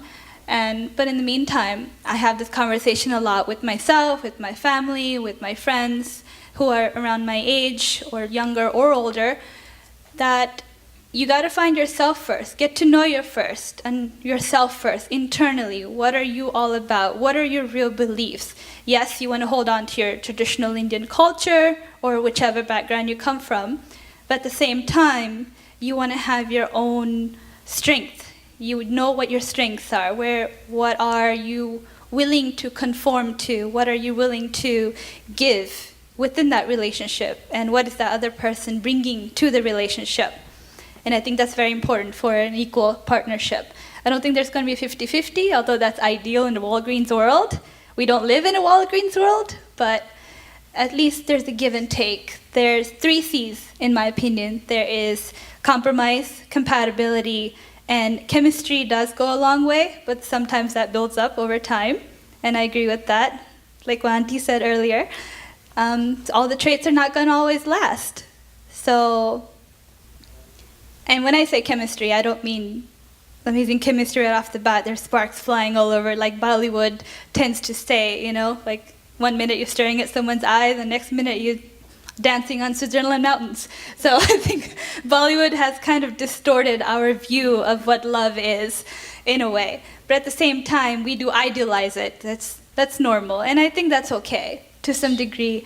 The biggest thing is understanding yourself first. And I think that helps in helping you make your marriage last and becoming the prime example for your future generation. Sure, that's a great answer, and that's a great segue to the question I'm asking Justice. As I was, all these questions doesn't just come and flow. I have to start reading and understand and sort of research. So I learned about absolute love and relative love. Okay. So absolute love is something that is very pure, and it's at the same intensity and throughout. It doesn't change. Relative love is what ordinary people like us have up and down. We love our kid when they're nice and we shout at them. So it's relative. Even with our husbands and wives, it's up and down, right? So an absolute love is only attained that time when you have found yourself, because then you're not looking for that love from outside. Okay. So do you think the Bollywood stars or the spiritual saints that we talk have absolutely got the life right and the love right? It's a tough question, Nazeera, you know.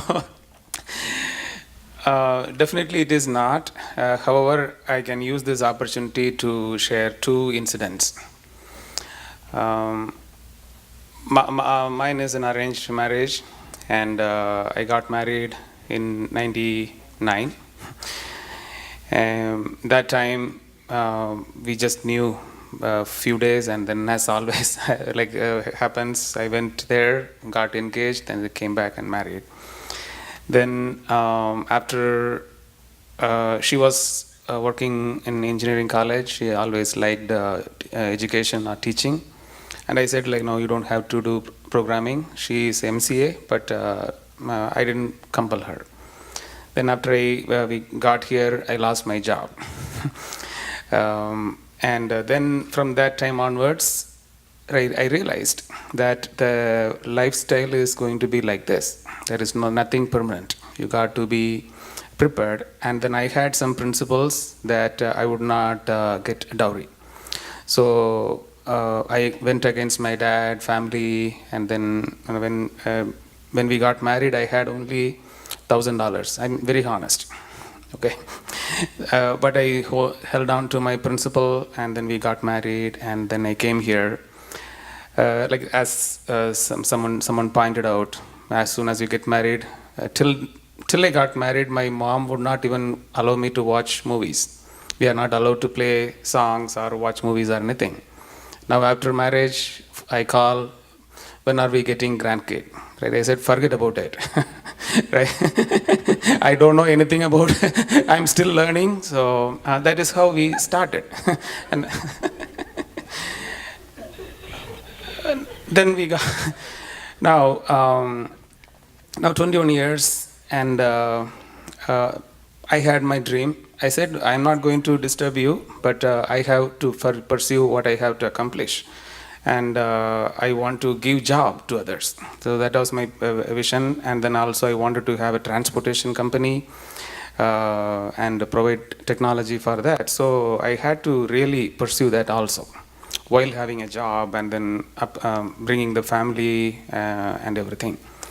So during this time, when a health situation happened, it is pretty serious. And during that time, only right now, I had to really hold on to the priorities. At the same time, take care of her and the kids. My daughter turned 13 at that point of time, so I have a teenage daughter and son, and I had to really bring all these things together. So one thing I told myself is that no matter what, right now, we will deal with this, and then we will come out of that. And then I had to support her in whatever ways I could, and at the same time, without dropping my priorities, we balanced it out. So that is how I see practical love. Right now, this is not something we see in movies, but today is the first day I'm sharing in a situation like this. So on the other side, when we were in California, my wife's mom, she called me one day, and she said, I saw somebody in the bank. Her daughter also has been married to somebody here, and then they are not. After they got married, as she got married, she don't know where she is. She came to America, but she's not able to find her. So she was crying. So my wife and I were saying, we are in Silicon Valley. Somebody got married in America, and then they don't know where their daughter is. So I went ahead and asked a couple of people, and I got suspicious that they knew something, but they are not revealing. So then I found that that person was living in that area only, and then they had that guy was right now into domestic violence, and then she was not able to even come out, and somebody from the church knew about it, but they were worried that that guy got some connections and then he was threatening, so nobody wanted to deal with that. They just kept quiet. And my wife and I, we went after that and then found all the details, took another women pastor from the church, and we sent her. It is a gated community. He had put cameras inside the home so that nobody other than him can understand what is going on. So when the pastor went, right now she said it is very unsafe, and then she came out with her, with nothing. I asked her, why, what are we going to do now? She said, right now we need to do whatever we can, but she's unsafe. So I took her, and then in 1 week, she had no certificate, no passport, so I took the help from the San Francisco consulate and rescued her. And then her we got coordinated a lot of things in between. Okay, the reason why I'm saying is, at that point of time, I had one church pastor saying, like the traditional way, this is God united, who are you to separate? On the other hand, right now, another pastor says that right now, it is unsafe, you need to right now get her and then do whatever you need to do. So here is where I want to stress the importance that when we have the culture on the other side, we got to understand the reality. We need to promote this to our younger folks also. And not only younger folks, we as parents and elders, we have a lot more responsibility about stressing what is true love, what is humanity, and what kind of support we need to provide. Sorry for the long answer, but Yes. hope it helps. Yes, so there are no marriages with men and singing and holding their wives. So does it happen? It happens, might be. Okay, sounds good. So with few more minutes to go, I know Surinder had a follow-up comment, but what I'm going to do is hold up on that and come back to you. But if we can sort of end with 30 seconds closing comments from each one of you, so we can go for a break and then bring the testimonials forward. And Anita, I would like to start with you on closing comments for 30 seconds. Well, first, thank you very much for giving me the opportunity. Sorry if any of my comments hurt or offended anyone. That was not the intent. I just was expressing my opinions and from my experience in life. So thank you so much for having me. And if anybody has any questions, please come to me in person. I would be happy to help or advise from whatever I have learned in life the hard way. So that's all I can say. And we Thank applaud you for that. Thank Thank you. you. Thank you, Anita. Justicus. Thank you, Nazeera, for giving this opportunity, and then it is a wonderful experience, and then thank you, audience, for listening also. When I was approached by Nazeera, I said that right now I have few more things to be taken care of before the end of this year. So before I appear in public, I had to take care of few things. But the topic she mentioned was so relevant, and then I could bring something to the audience, so that is the reason I stepped out today. So with that being said, I have been on the receiving end. When I pray, as ma'am said, I come from a very orthodox background, and then we are supposed to pray for everything. And at the same time, what I felt was, when I am alone in the country, I have traveled all over the place. Right, from Boston, West Virginia, Vermont, Los Angeles, San Francisco, and finally in Atlanta. So, been all over the place. Same way in India, I have worked in my hometown, Trivandrum, Bangalore, and in 5 years I traveled a lot.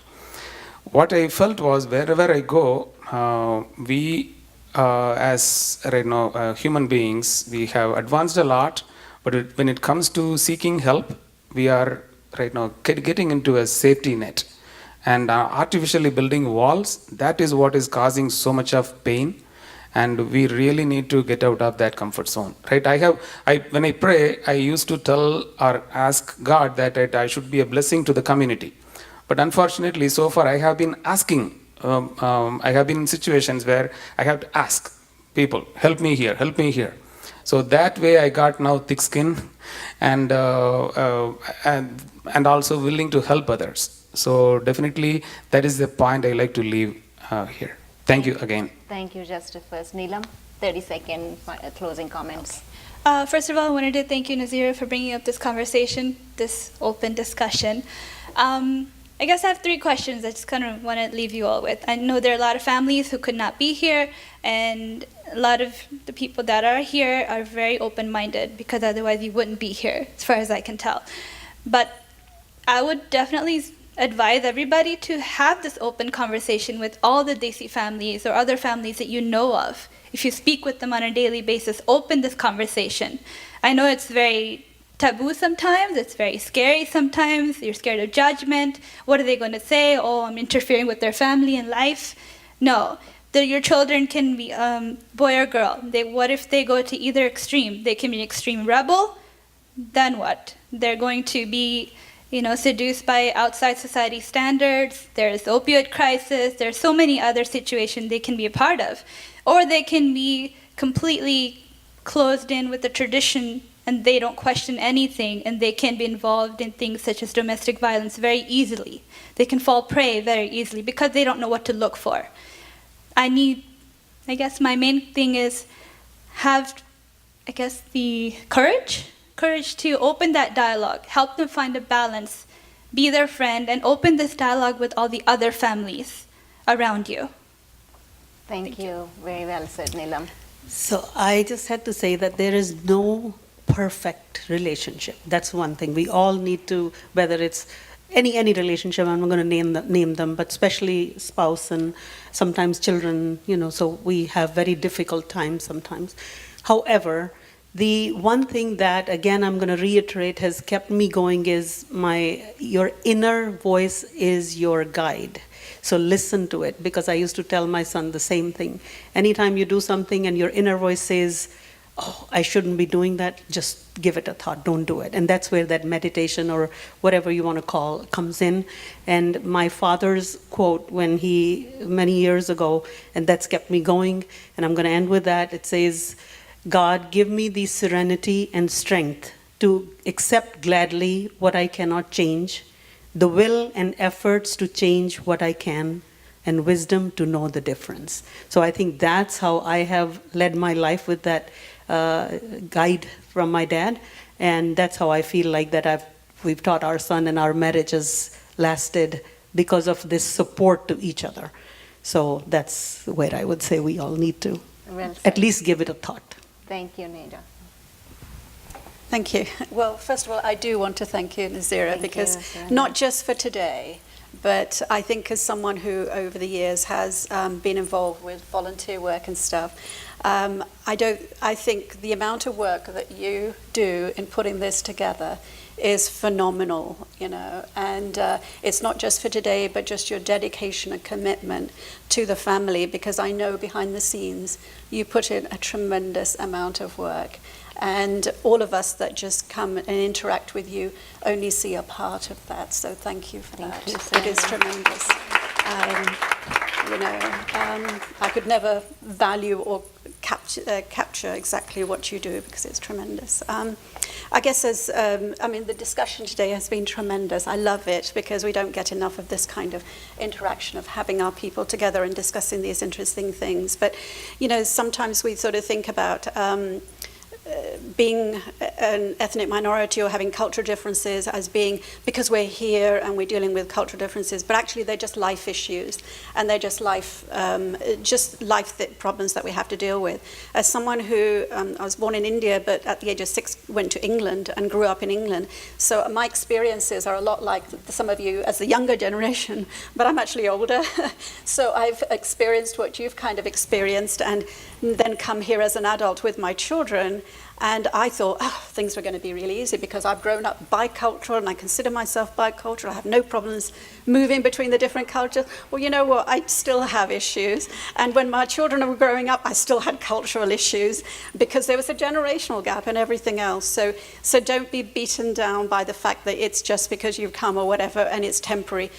For the rest of our lives, we'll have that. And when you say that, need to find yourself, I agree with that. But you know what? At 60, I'm still trying to find myself. And I think I will till the day I go. So I think so long as we can have that attitude, everything is manageable. So Very thank well you. said. Thank you, Surinder. Go ahead, Aparna.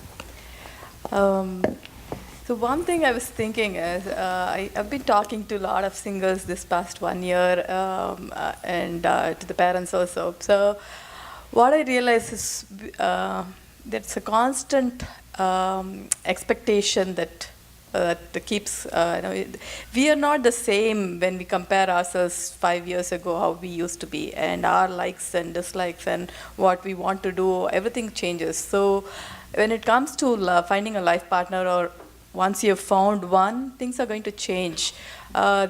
Sometimes I hear that I used to love that person, but he doesn't like to travel anymore because he's in a different stage of life where he wants to grow up in his career. So we keep constantly changing, and so does our life partner. So sometimes it's the acceptance which is going to take us through the long journey. So I think that's important for finding a life partner and staying with that person. Acceptance, that's a very, very powerful word. Thank you. Thank you so much for having me here. It was such an honor to be doing this kind of work. It's why I joined the domestic violence movement, was because there was a gap in representation. And I think that first, if you're not registered to vote, October 9 is your last day, go register to vote. November 6, go vote. Your district is a very conservative district, and so there is a way to flip that if your voices are heard. And it has been such an honor, and I really want to thank everyone for all of the insight and all of the expertise that this whole panel has. And I think that continuing these conversations is the way to end domestic violence, because we're bringing it to the forefront. So thank you. It's hard to summarize 2 hours in a few seconds, but I guess what I'll say is just a big takeaway. And for those of you who know me, I'm a big fan of being, very positive and inspirational. So I'm going to say choice, not chance, is what chooses your destiny. So choose wisely. And if we can find what makes you happy and spread happiness, I think that's something that we're all striving for. So if you can do that in whatever way that means to you, that's really good. And just really quickly, this came up tonight. I think it's very appropriate. You mentioned earlier about people who are rich and famous, or celebrities, or in power.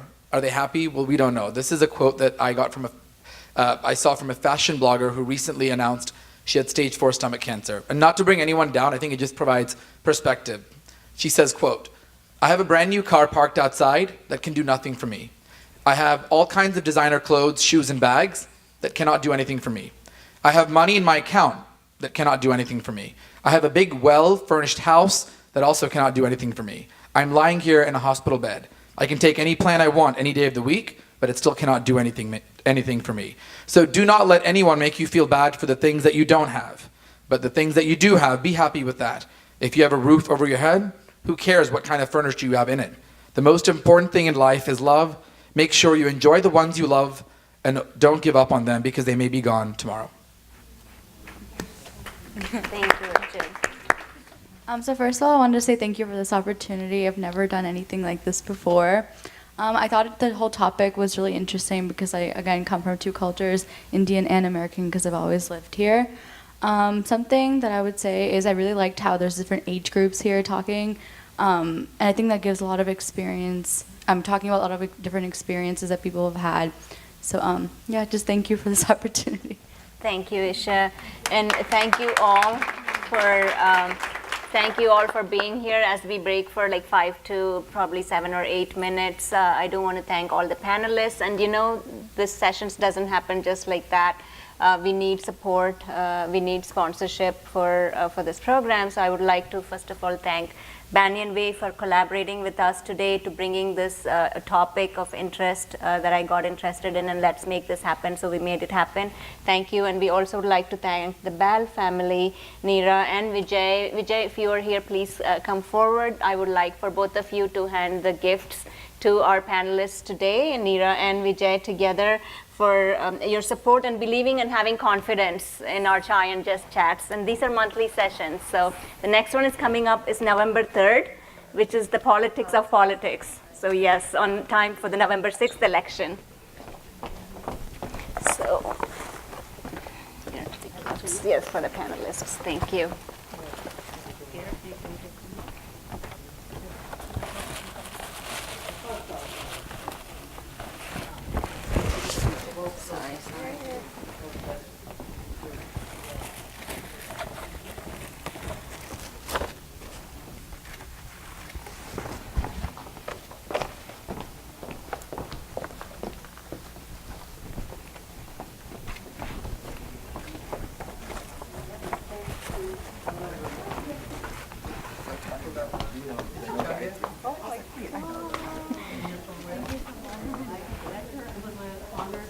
Serve as a panelist with you.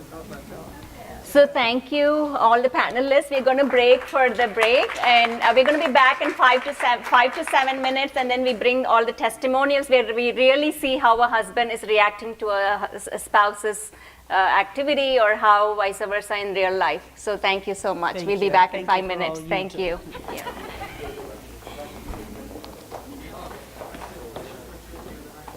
No.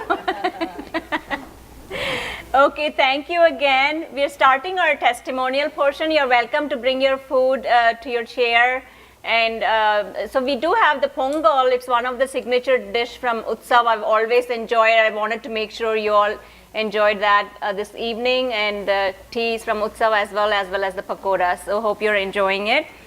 We have the Bell family, we have the Goyal family, and we have Mrs. Madhu Sheth, and we have Kamini and Sangeeta Rao today providing the testimonials. So people ask what's the difference between panel discussion and testimonials. It's basically the same, but this is going to be more towards your life experience oriented, right? So I'm going to start with Vijay and Neera. The question is, and you're welcome to tag team. The question is, has there ever been a time when you were insecure in your marriage or worried that it wouldn't work out? How did you handle it? So yes, I can just quickly say, and then he can input. There was a time when initially we were very young when we got married, 21 and a half and 23. And so the trust in each other was something that was right away felt. And he gave me that trust, and I gave him that trust. But there, family issues, without going into details, there was a time when we were asked to choose, or he was. It's either the family, parents, father, or me. And he held my hand and told his dad that I brought her here, and till death do us apart. And this is my promise to her parents, and I'm going to stay here with her. So he moved away, walked away with me, and that was the time when we were both like, wow, how our marriage will go. But then the moment that hand was held in front of the family, of course everything became better later, but at the moment, that respect and love for him, to me, has kept our marriage very, very strong. So very nice. Vijay? Yeah. You don't have anything to add? Just kidding. Because when I got married, I thought wife stood for washing, ironing, folding, E for everything else.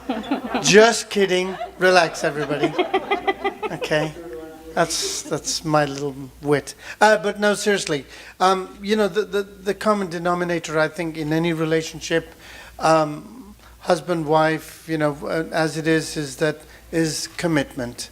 And, you know, as I just mentioned to somebody, being very pragmatic, there's what I call the perfect world, and then there's the real one. And it's just like everything else. You have to learn to be resilient, you have to learn to adapt, and because if you don't, egos can get in the way and everything else. And as in our case, family did. I made a choice, stuck to it, and the rest, as they say, is history. Awesome, thank you. So, Mr. Sheth, I have a question for you. Even though we talked in the previous panel about Bollywood and the superficial love that is shown from there, but I started believing after I attended your spouse's 80th birthday, because you both danced on stage for like 15 minutes to a Bollywood song, and so so is it true the Bollywood does exist, love does exist in families? Well, they are married. Hold on. Sing a song for us then. We are married from more than 55 years now, and if we can still, behave like Bollywood couple, there has to be something there, right?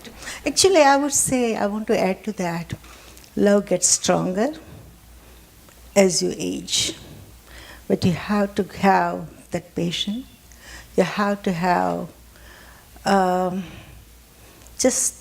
you really have to learn to, what's the right word? Anyway, you have to learn just to be with each other, calmness, peaceful, all of that you have to have. And you cannot just demand, what you want only. You have to look at both the sides. You have to make sure that he's getting what he wants and you get what you want. And as long as you have both of that, love is going to, become stronger as you age, Got it. So with your 55 years of successful togetherness, if I had asked you to give your topmost advice to a young couple who's getting married and ready to get settled, what would that be?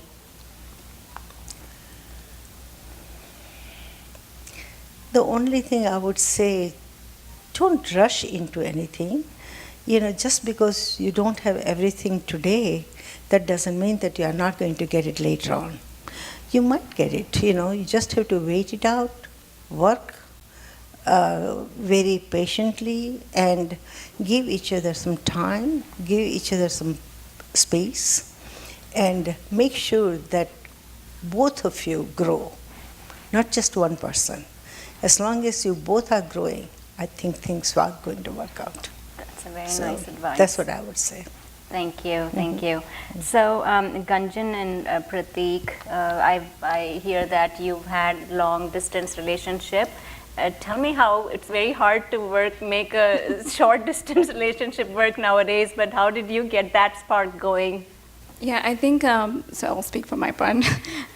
We met in 2014, but we started dating in April of 2015, and then because of whatever reason, he had to go back to India in mid 2016.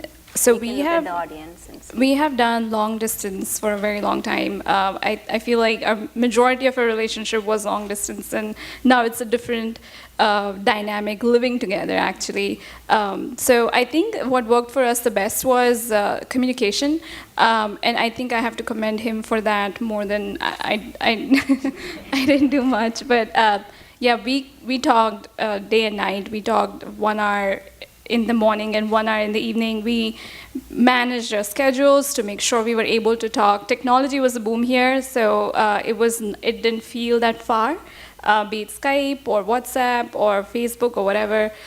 So technology helped quite a lot, but I think communication was the key. Prateek? Yeah, so as she said, we started dating in April 2015, and then I had visa issues, so I had to go back in 2016 June, and we were not engaged or married that time, so we had the option of, we can end it. I mean, we don't know when we're going to see ourselves again, and we don't know when we're going to be together again, or do you want to give it a shot? So it was a very tough decision, and both of us chose to stick together. I still remember when I was leaving, when I was going back to India, I was in the security line in the airport, and she was standing there, and she was just crying, like she was crying, and it was and that image of her crying always stays with me, and I probably will never be able to forget it. But it was a tough time. People have bigger problems, I'm not denying, but 2 years of long distance, and then deciding your marriage, your engagement, and all those things between that, it was very tough. We had a lot of challenges, we had a lot of fights. We had to, obviously, but what I think worked was, like she said, communication. And the second thing I would say is trust. I think we trusted each other beyond limits, and we didn't have that even like 1% of insecurities that, hey, he's in India, I'm in the US, and who is he going out with? Why is he talking to her? We never thought of those things. So the trust aspect played, and then the communication was very important. Very important, Pratik. Probably you should take a life course lesson for many of us here. I don't think I'm that great, but sure. So, Sangeeta, my question to you is, from your experience, what have you learned about relationships? Has this changed across your life? Yes, thank you for having me over here, Nazeera. Definitely, I think as I have become younger, I have learned a lot. At 20, my expectations from a relationship was very different than at the age of 44. The trust and finding myself was very important, which I think a lot of women and sometimes men do too in a relationship. They lose themselves because they want to impress the other person. They want to imitate what others do. They want to like the bhindi sabji, though they hate the bhindi sabji, things like that. But to find yourself, it doesn't matter with whom you are, not to lose yourself and to be grounded. And to ask yourself what's really important, not at this moment, but 10 years from today. And how do you see yourself with the other person? That's what matters at the end of it. Like Aparna was telling, when you are 20, you want to go hiking, but at 50, I don't think so. So you gotta change yourself. You have to grow individually as well as grow with the other person. But make sure that you're growing together as well. And to understand that each person grows at a different pace. So it's okay if the other person is more mature than you are, 2 steps ahead of you. It's okay, you will catch up. And for the other person to understand that this person needs time to catch up with you and to grow with you is important too. Awesome, thank you. So Kamini, when you are feeling stressed, either from your kids' schoolwork or your work at your job, or even pending chores at home, how do you usually relieve that stress? Do you show it on your kids or your spouse or on yourself, or do you talk it out? It's evolving, my philosophy. But I've always been very centered, and I've always tried to look internally first. So going back to what she said, that was something that I grew up with, that I close my eyes, I take few minutes. But it's not always perfect, because I do lose it. And there was a time that I felt that I had lost that ability to look within for answers, and I was just reacting sheerly by lack of time, because we had taken on 1,000 things and you have half a second to finish everything. So that's something in the last 5 years I've gotten back to, is trying to get back to taking that deep breath, not saying the thing first, thinking about what's coming out.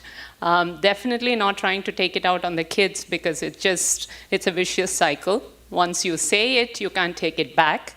And definitely not trying to do that on the spouse too, because it's always that once it comes out, you cannot put it back in the bag. So be very cognizant of what comes out. But it has been a process, and it's 20 years in the making. So very nice. So that's what it is. Very nice. Thank you for the great advice, which I think many of us need to still learn. Not to put it out on anyone else, but to look internally within ourselves first. So the next question I have is for the Bahal family, is do you think sex is appropriate before marriage? have society's views on this changed since you were younger? Have your views changed? And this question is for both of you. Well, if you're talking about before or after marriage, I mean, that's all subjective, I think.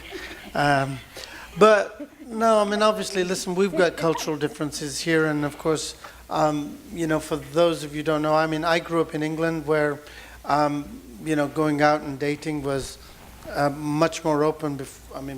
Unlike Nazeera, obviously, growing up in India was much more, restrained in terms of open relationships. But listen, I think it all evolves around, we're all byproducts. Don't forget, we're all byproducts of the families that we grew up with.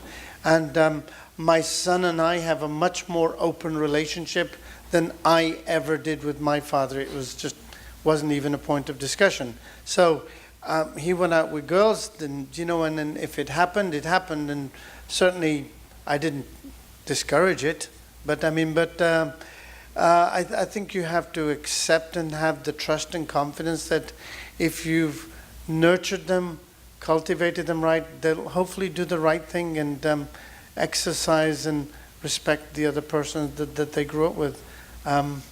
And I'll let her as a mother. Yes, as a mother and as an individual who grew up in India, I want to first address that and then come to how the kids are brought up.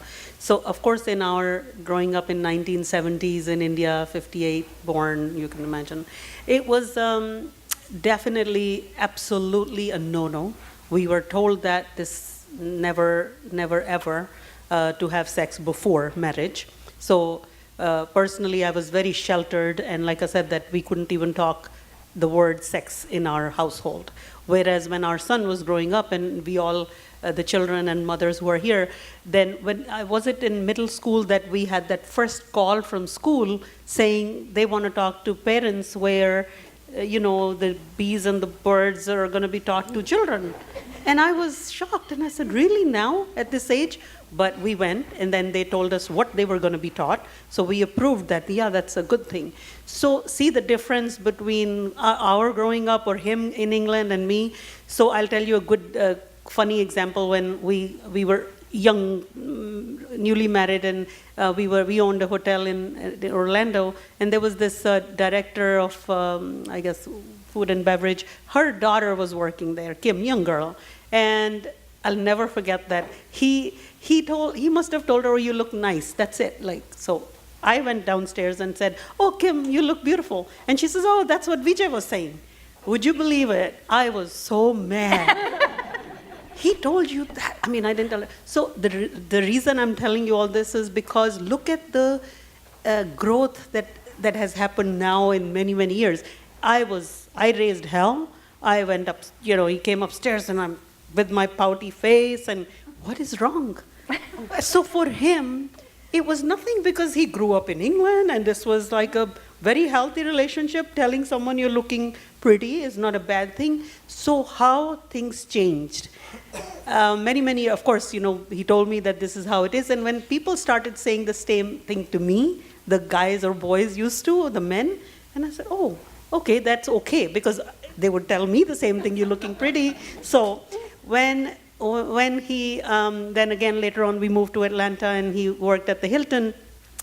So of course the relationship, how we came together, the trust that built up. So here at the big Hilton, there's conferences and there's Hooters conference and all these calendars. So of course, if I was that kind of a wife, always doubting, I don't think that these 39 years of this loving relationship would have worked. So the point I'm making is that what I was then, I am not today. What he was then, he's not today. So we grew together. He let me blossom, and I let him, coming from these cultures where he used to watch all these concerts and I'm all ghazal and Jagjit Singh, and he doesn't know new ABCs of that.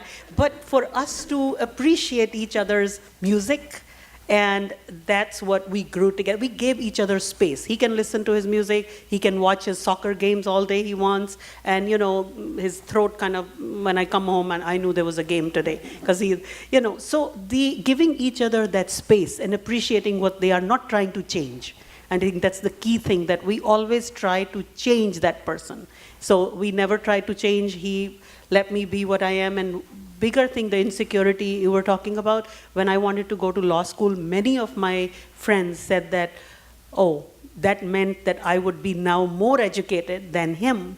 Would that create, like, don't you think that he would? And I'm thinking, really, you're telling me that I can't go to law school because my husband then will be less educated? What has that got to do with marriage? He supported me, and I mean, God, I hope that I become a judge. What has that got to do with the two relationship with each other? Because I never make him feel that way, because I am a woman and we are same partners at equal level. Doesn't matter level of education or what. So it's up to the women also. The CEOs of like Indra Nui, or I don't think that they make their husband feel I'm PepsiCo CEO and you're, you know. So I think the best thing is to let each other be and support in their mission and vision, and the love sustains that.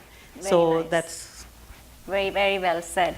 So Mrs. Sheth, what is the difference between love and romance, or love and friendship? And does romance really has to die? No, romance doesn't. I'm asking the right person, y'all. She danced for 15 minutes on stage for a Hindi song. It was lovely. Romance never have to die. Doesn't have to die. It's always there. It can always be alive. And love is something that grows. You have to grow. It will grow eventually.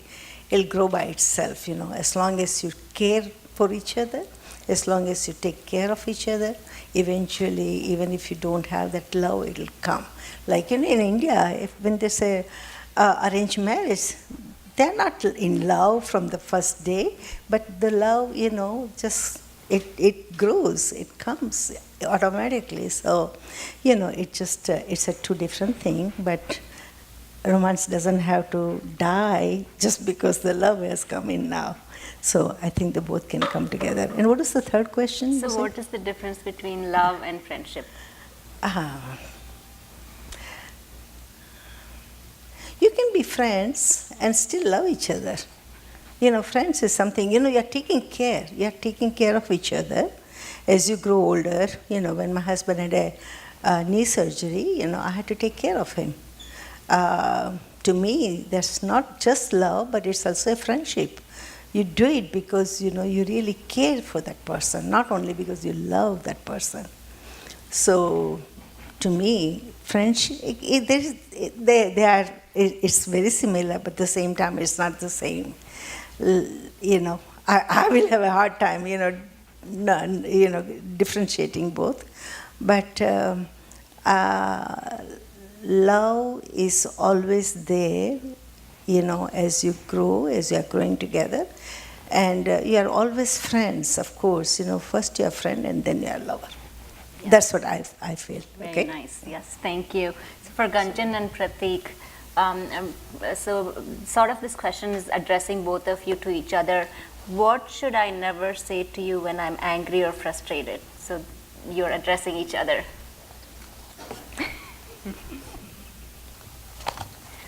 You have to look at her. I really don't have an answer for that. What should I not say to you when you're angry or frustrated? Or when you are. Oh, when I am angry. How are you going home tonight? Yeah. I think if I'm angry or frustrated, I should probably not bring up any of her insecurities into the conversation and make it even more make her sort of angry and frustrated. So I think when I'm angry or frustrated, she does an extremely good job of just forgetting everything and talking to me about it. So I need to make sure that I don't say anything wrong to her or anything that I don't mean, because when you're angry and frustrated, you tend to say things that you probably don't mean. So I just need to be careful of that. How about you? I think so can you use any word, pagal, just as the words you can use? Yeah, absolutely. Oh, you see? That's what I was trying to bring out of him. I don't use them, but I don't think she'll have an issue if I use them. She has a problem. She doesn't have a problem with that. Okay, go ahead. Sorry. I think any like personal remarks I should not when I'm angry. Anything, and To his point, anything that he has an insecurity about already, and I know it, I should not use it when I'm angry.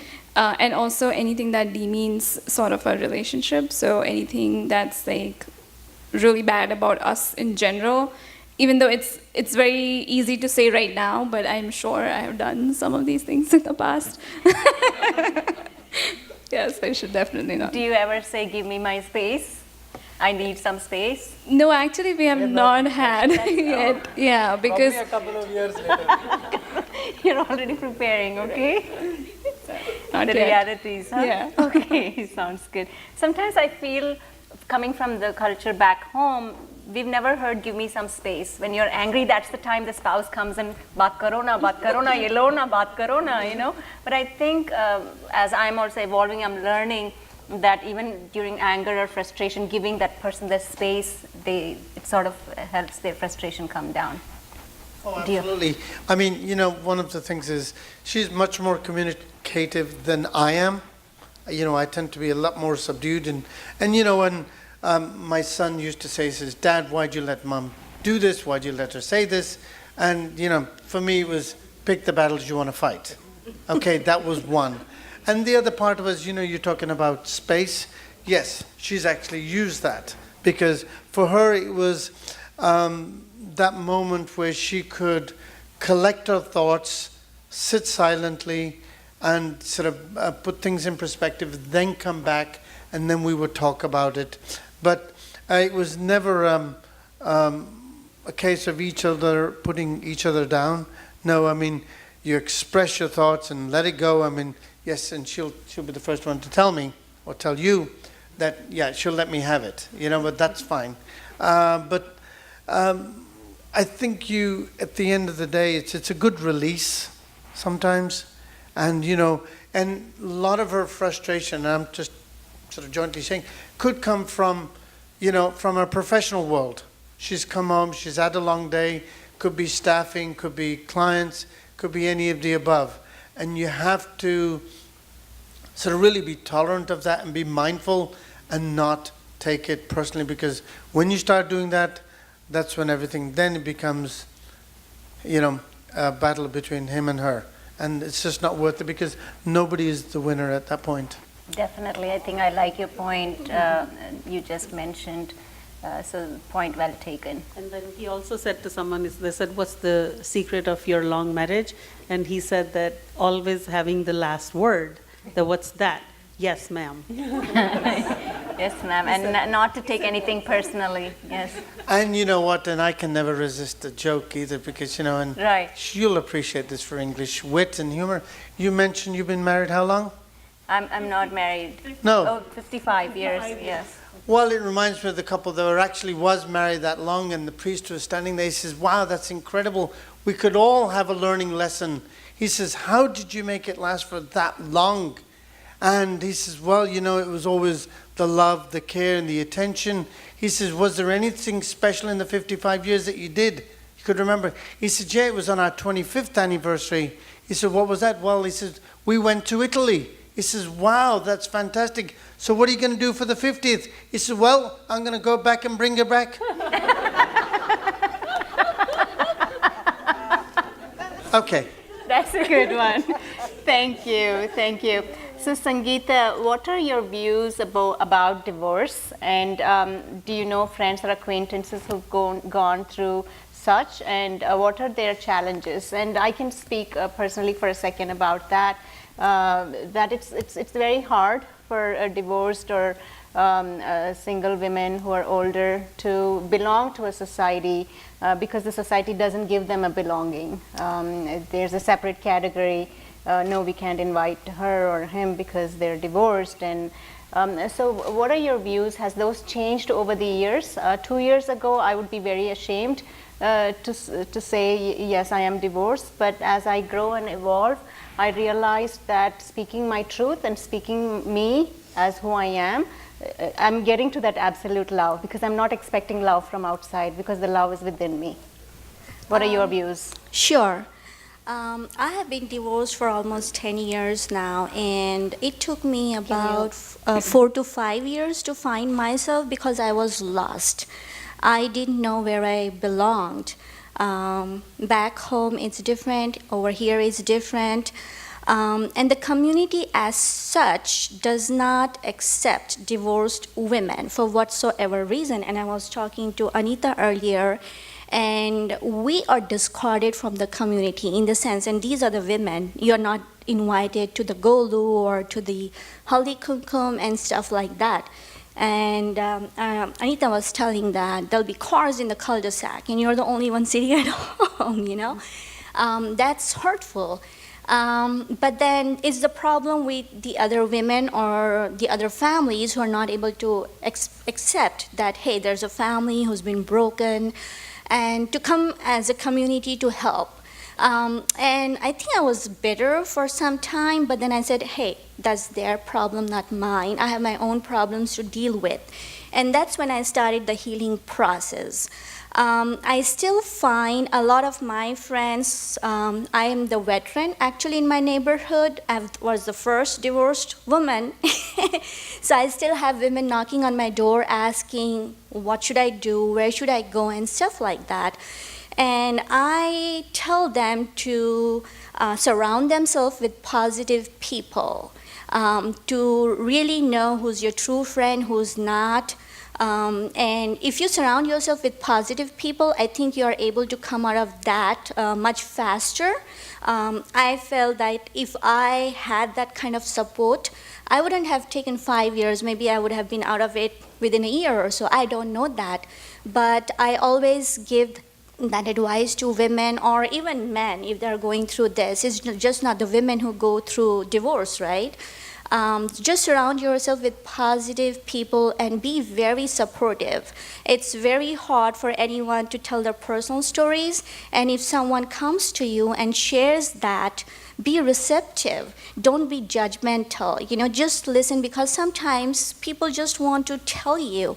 They're not asking you for solutions or your opinions. Just be a listener and just be there at that present moment. Sometimes not just divorced people, but anyone who's going through whatever, if a family member is sick, doesn't matter if you're having issues with children, just listen, because that's what is important, to be a good listener. So it's been a long journey for me personally, and But you have a success story to share yes, as well? Yes, I recently got engaged to a wonderful man. So yes, and he's just amazing, and I finally feel that that's how a relationship should be, where Mrs. Bell was saying that, you know, you should let other person be, you know, give them the space to grow, respect their, you know, visions and missions, and be supportive. And I feel finally I have found that person, and I always count my lucky stars. And being divorced, coming from an Indian community, and having children, it's very difficult. Like, I have a son who's 19 years old, and I feel since he went to college that now I'm ready, I guess, to take care of myself. And that's another thing I would tell divorced people, that don't do what I did, thinking that, oh, I have to be the mom, I have to take care of my child. I felt that if I took care of myself more back then, I think I would have been a better mother to my child, you know, because I was so caught up in that without taking care of myself. So take care of yourself first, and that's what they tell you in the airplanes, right? Put the mask on yourself first, then help the other person next to you. I think women in general forget to take care of themselves because they're just lost, and they just want to protect whatever is left in their family right now. Thank you for sharing your story, Sangeeta. That's brave of you. Kamini, what are the the biggest challenges that women who are in leadership face? And are there resources available to help such women who are in the leadership role? And I know you are participating in the John Street Arts Center, and you do take care of your household chores. So do you think there are any special resources and challenges that you go through? Challenges, of course, is lack of time. So time management is key. And also prioritizing. In my case, I have a full career. I have 2 high schoolers. I'm in all these boards, and I volunteer because that's very close to my heart. So you need to prioritize. In my case, my family centers me. That's where I start. And everything else goes from there. And that's just me. Nobody asked me to do that. In fact, I come from a very progressive family where my grandmother worked, and so nobody was asking me to take a step back or anything but for me, I derive a lot of happiness from there. So every decision, there'll be days when I come back at 8 and I ask myself, okay, I have 2 hours, how am I going to spend this? I can talk, and for me, one of the most important things that I do is talk to my kids, and that makes me really happy. So I spend that half an hour there asking them, how was your day, what was going on, and things like that. So for me, the challenges, which I think now I've figured out, is time management. As far as resources go, I think you need to, I haven't found anything here, but in my priorities, for me, say cooking is the least. So food and shopping is the least. So I try to say these 1, 2, and 3.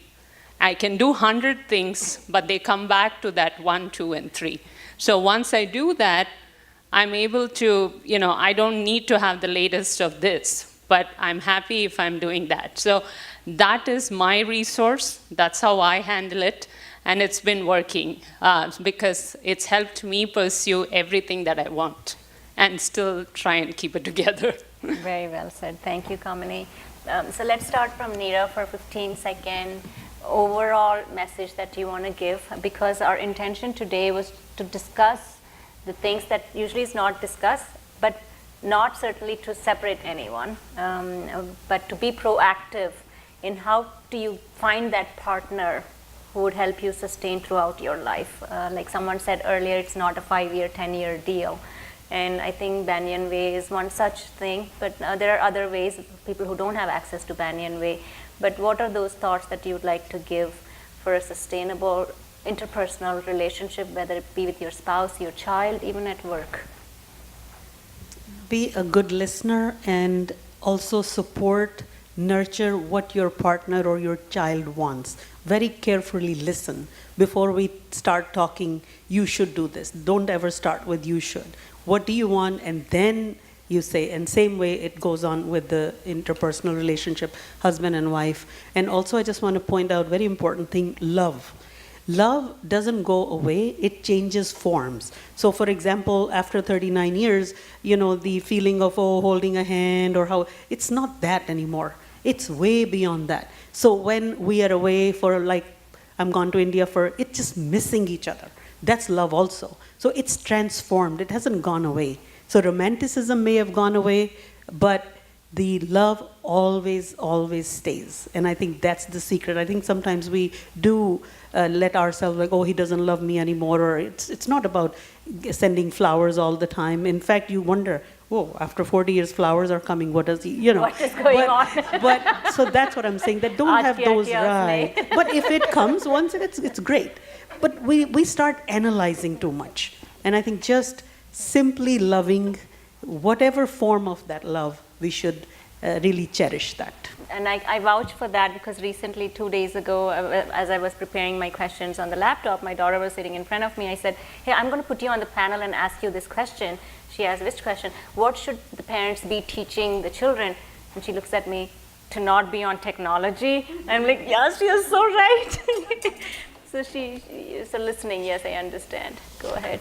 Yeah, I mean, to Nazeera's point, I mean, listen, you've got to help each other flourish. And to her point about the oxygen mask, when, help support them, and then, because it's very, very vitally important to let each other flourish and bloom. Because, if you hold each other down, and all it can do is just, I think, cause friction and within the families, and the impact that it can have on your children. You talk about being sustained. So this is what our son constantly, it was a constant, I think, daily routine to make sure he had the energy, make sure he had the encouragement, and he never saw anything between the both of us. And that was vitally important. And he is where he is today because I think he saw nothing but positive, at least where we could possibly do, you know? And I just want to also quickly mention that because he's married and not everybody, all children here, you are so young, he found the partner who nurtures him and he nurtures hers. What he saw at home, that's what's going on there 5 years later. And of course, we as parents leave them alone to let them grow. We do not interfere, and I keep telling anybody I counsel at office also that parents need to be only, they know, kids know we are there for them, just don't keep on giving advice when they're not even asking.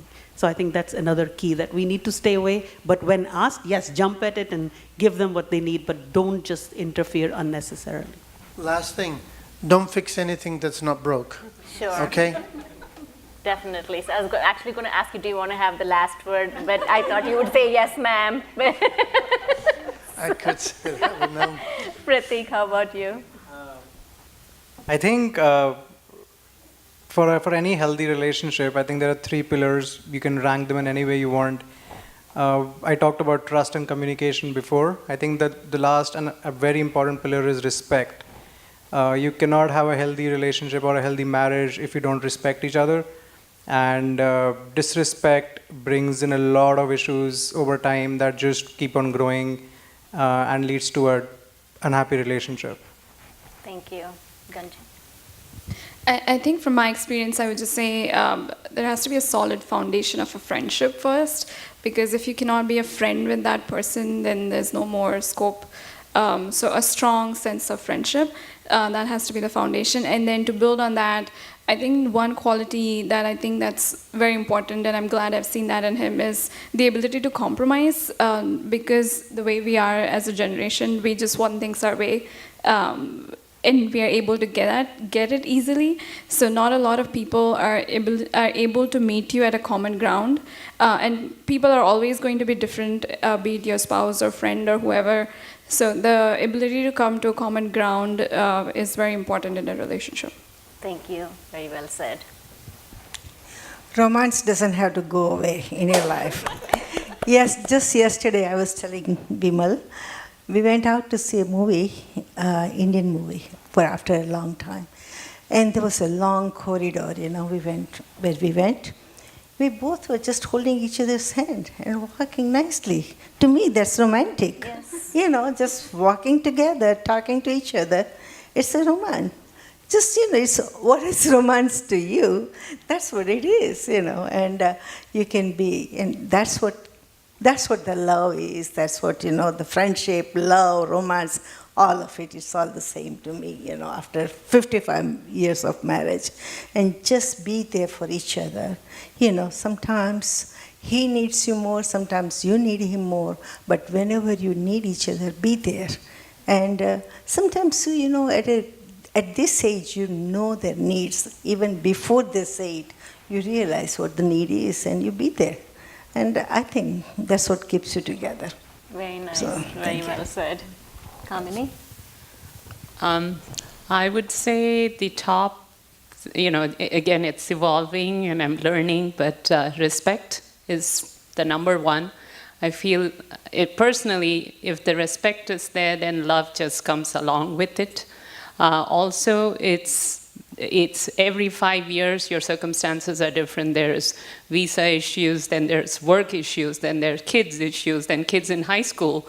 So with every life-changing event, you need to evolve. The relationship needs to evolve, and it's not easy.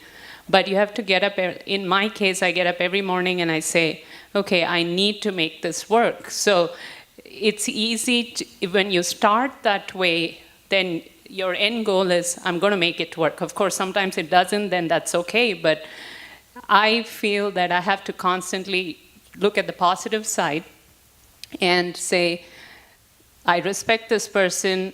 I fell in love with this person for these reasons. Yes, now circumstances are completely different. So what are the ways I can love this person in this decade So, and I see so much of that in my kids, and that's that's my respect has always been my cornerstone for my relationship.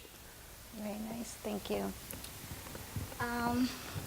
I think for me, I would speak more in terms of children because Indian communities or Asian communities usually they'll argue or discuss stuff in front of kids.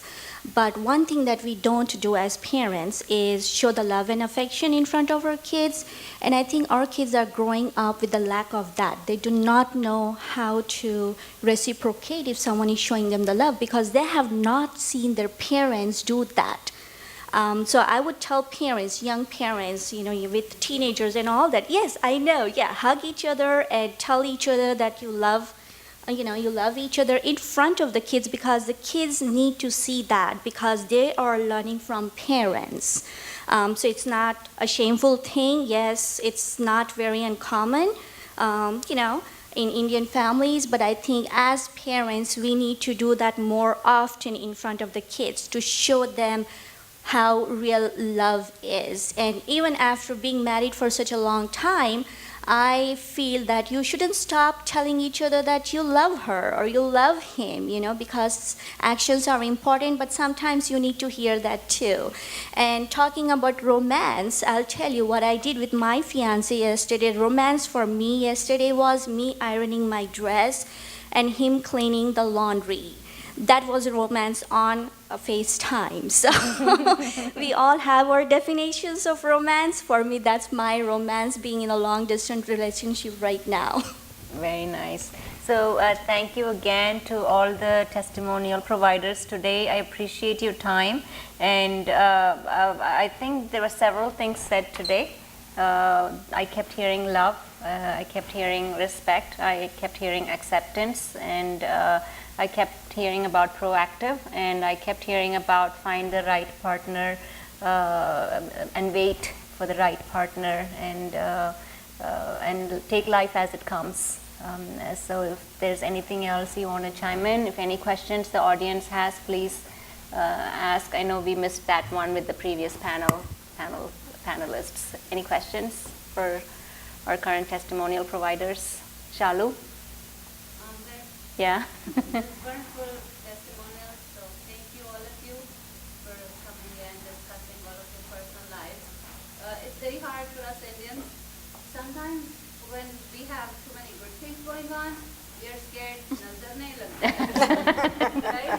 So we are like, we don't show our intimacy or love and respect for each other publicly. Nahi, aise nazar lag jati hai. Aise hi theek hai. Even we have problems, we still don't want to show it. Like, so it's a welcoming thing that you're out and about and speaking about it. And, I agree with you, and I couldn't say any more. We're so concerned about what will they think. And you talk about showing affection, PDA, public display of affection. You know what? It gives children so much more security when they see their mum and dad hugging each other, whatever. I mean, for all the fights we might have, I can tell you, she will find me somewhere in the house and let me give her a peck on the cheek before she heads off in the car. Listen, life is what happens while you're busy making other plans. And you never want to wake up tomorrow morning saying, oh my God, I wish I had. So. Definitely. So let that be the closing words, and appreciate all of you for coming. Please feel free to grab Madhi Pakoras and Pongal. I'm not sure if it's there enough, but please do that. And network, and we'll close out the session for today. Our next session is on November 3rd. We will have a location. If you've not signed up, registered with your email, please do, because that's how we contact you for our future sessions. The next one is on the politics of politics, not the home politics, the public politics. Fake news. Fake news. What drew you into this? What am I doing?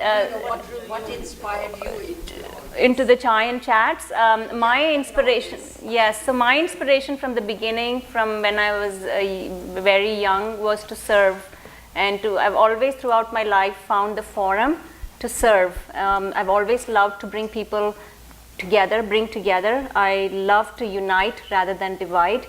And that's what I've always been about in the government sector, when I ran for politics, when I was practicing as a physician, and when I was in Emory doing research, was always about where are the gaps and the missing links. People used to call me the connector, so I used to connect the dots and make it happen, bring people of like and unlike minds together to come to a common goal.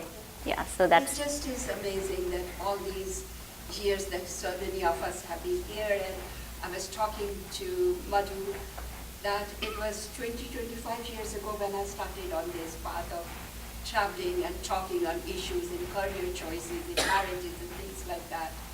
And coming today, I feel we have covered a lot, and yet there is so much. Yet there is so much, yes. And this is the start of a dialogue. To dig in, to get to where these problems are coming from, and to truly help our children enjoy what heritage they bring and blossom in what opportunities they are. Can I just say something? You're talking about heritage and culture. One of the things in this current, you talk about politics being the next forum. I think it's incumbent upon us, as there's mostly Indians here, okay, to go out and, because listen, we all came here to make this as our adopted home, right? Nobody was forced here or came at gunpoint.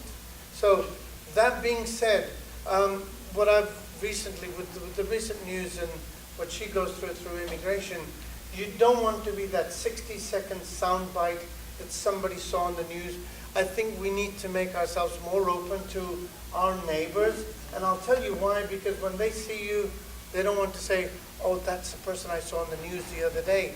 And because I think we are so well off, personally, individually, professionally, we feel that we actually don't need to participate in the politics of where we live. No, she'll go and vote. I don't need to go because I'm okay, Jack. That's the tendency, but I think it's incumbent upon us to make our presence felt. I can think of other communities that if you said boo to them, they'd have 100,000 people outside the Capitol tomorrow. Yes. Us? Oh no, you know what? Nazeera will go. I got to take care of the store. I got to take care of the store. Seriously. And I think we need to make our presence felt, because when you look at us as a community, income per capita, education, we really have got it all. And you know what? And we can't complain. And what really annoys me is when I hear about things like, for all the subjects matters we've talked about, oh, America's a very morally bankrupt country. Well, you know what? Go back home. I'll tell you what keeps you here. Hey, is this. And so you've given up that. And sorry for taking a moment. Yes, please. But this is really, really, I find it very disruptive. When we think about us as a community, we need to gel a little more, because sometimes we're divided amongst us all regionally, culturally, religiously, all of the above. But when you think of us as one community, we could do much more. So thank you so much. Instead of George Washington. Very nice. Vijay, before we really close out the session, I'm so glad that my beloved mom and dad, Pat, Patricia, and Curtis, can you stand up, please? They've adopted me as their loving daughter, and they're here all the way from South Fulton. So it goes to say, open up to other communities as well, which I have done. And so thank you so much for being here, Mom and Dad. Love you. So yes, thanks guys for being here. See you next time for next month. Thanks for having us, Nazeera. Thank you. 1 second.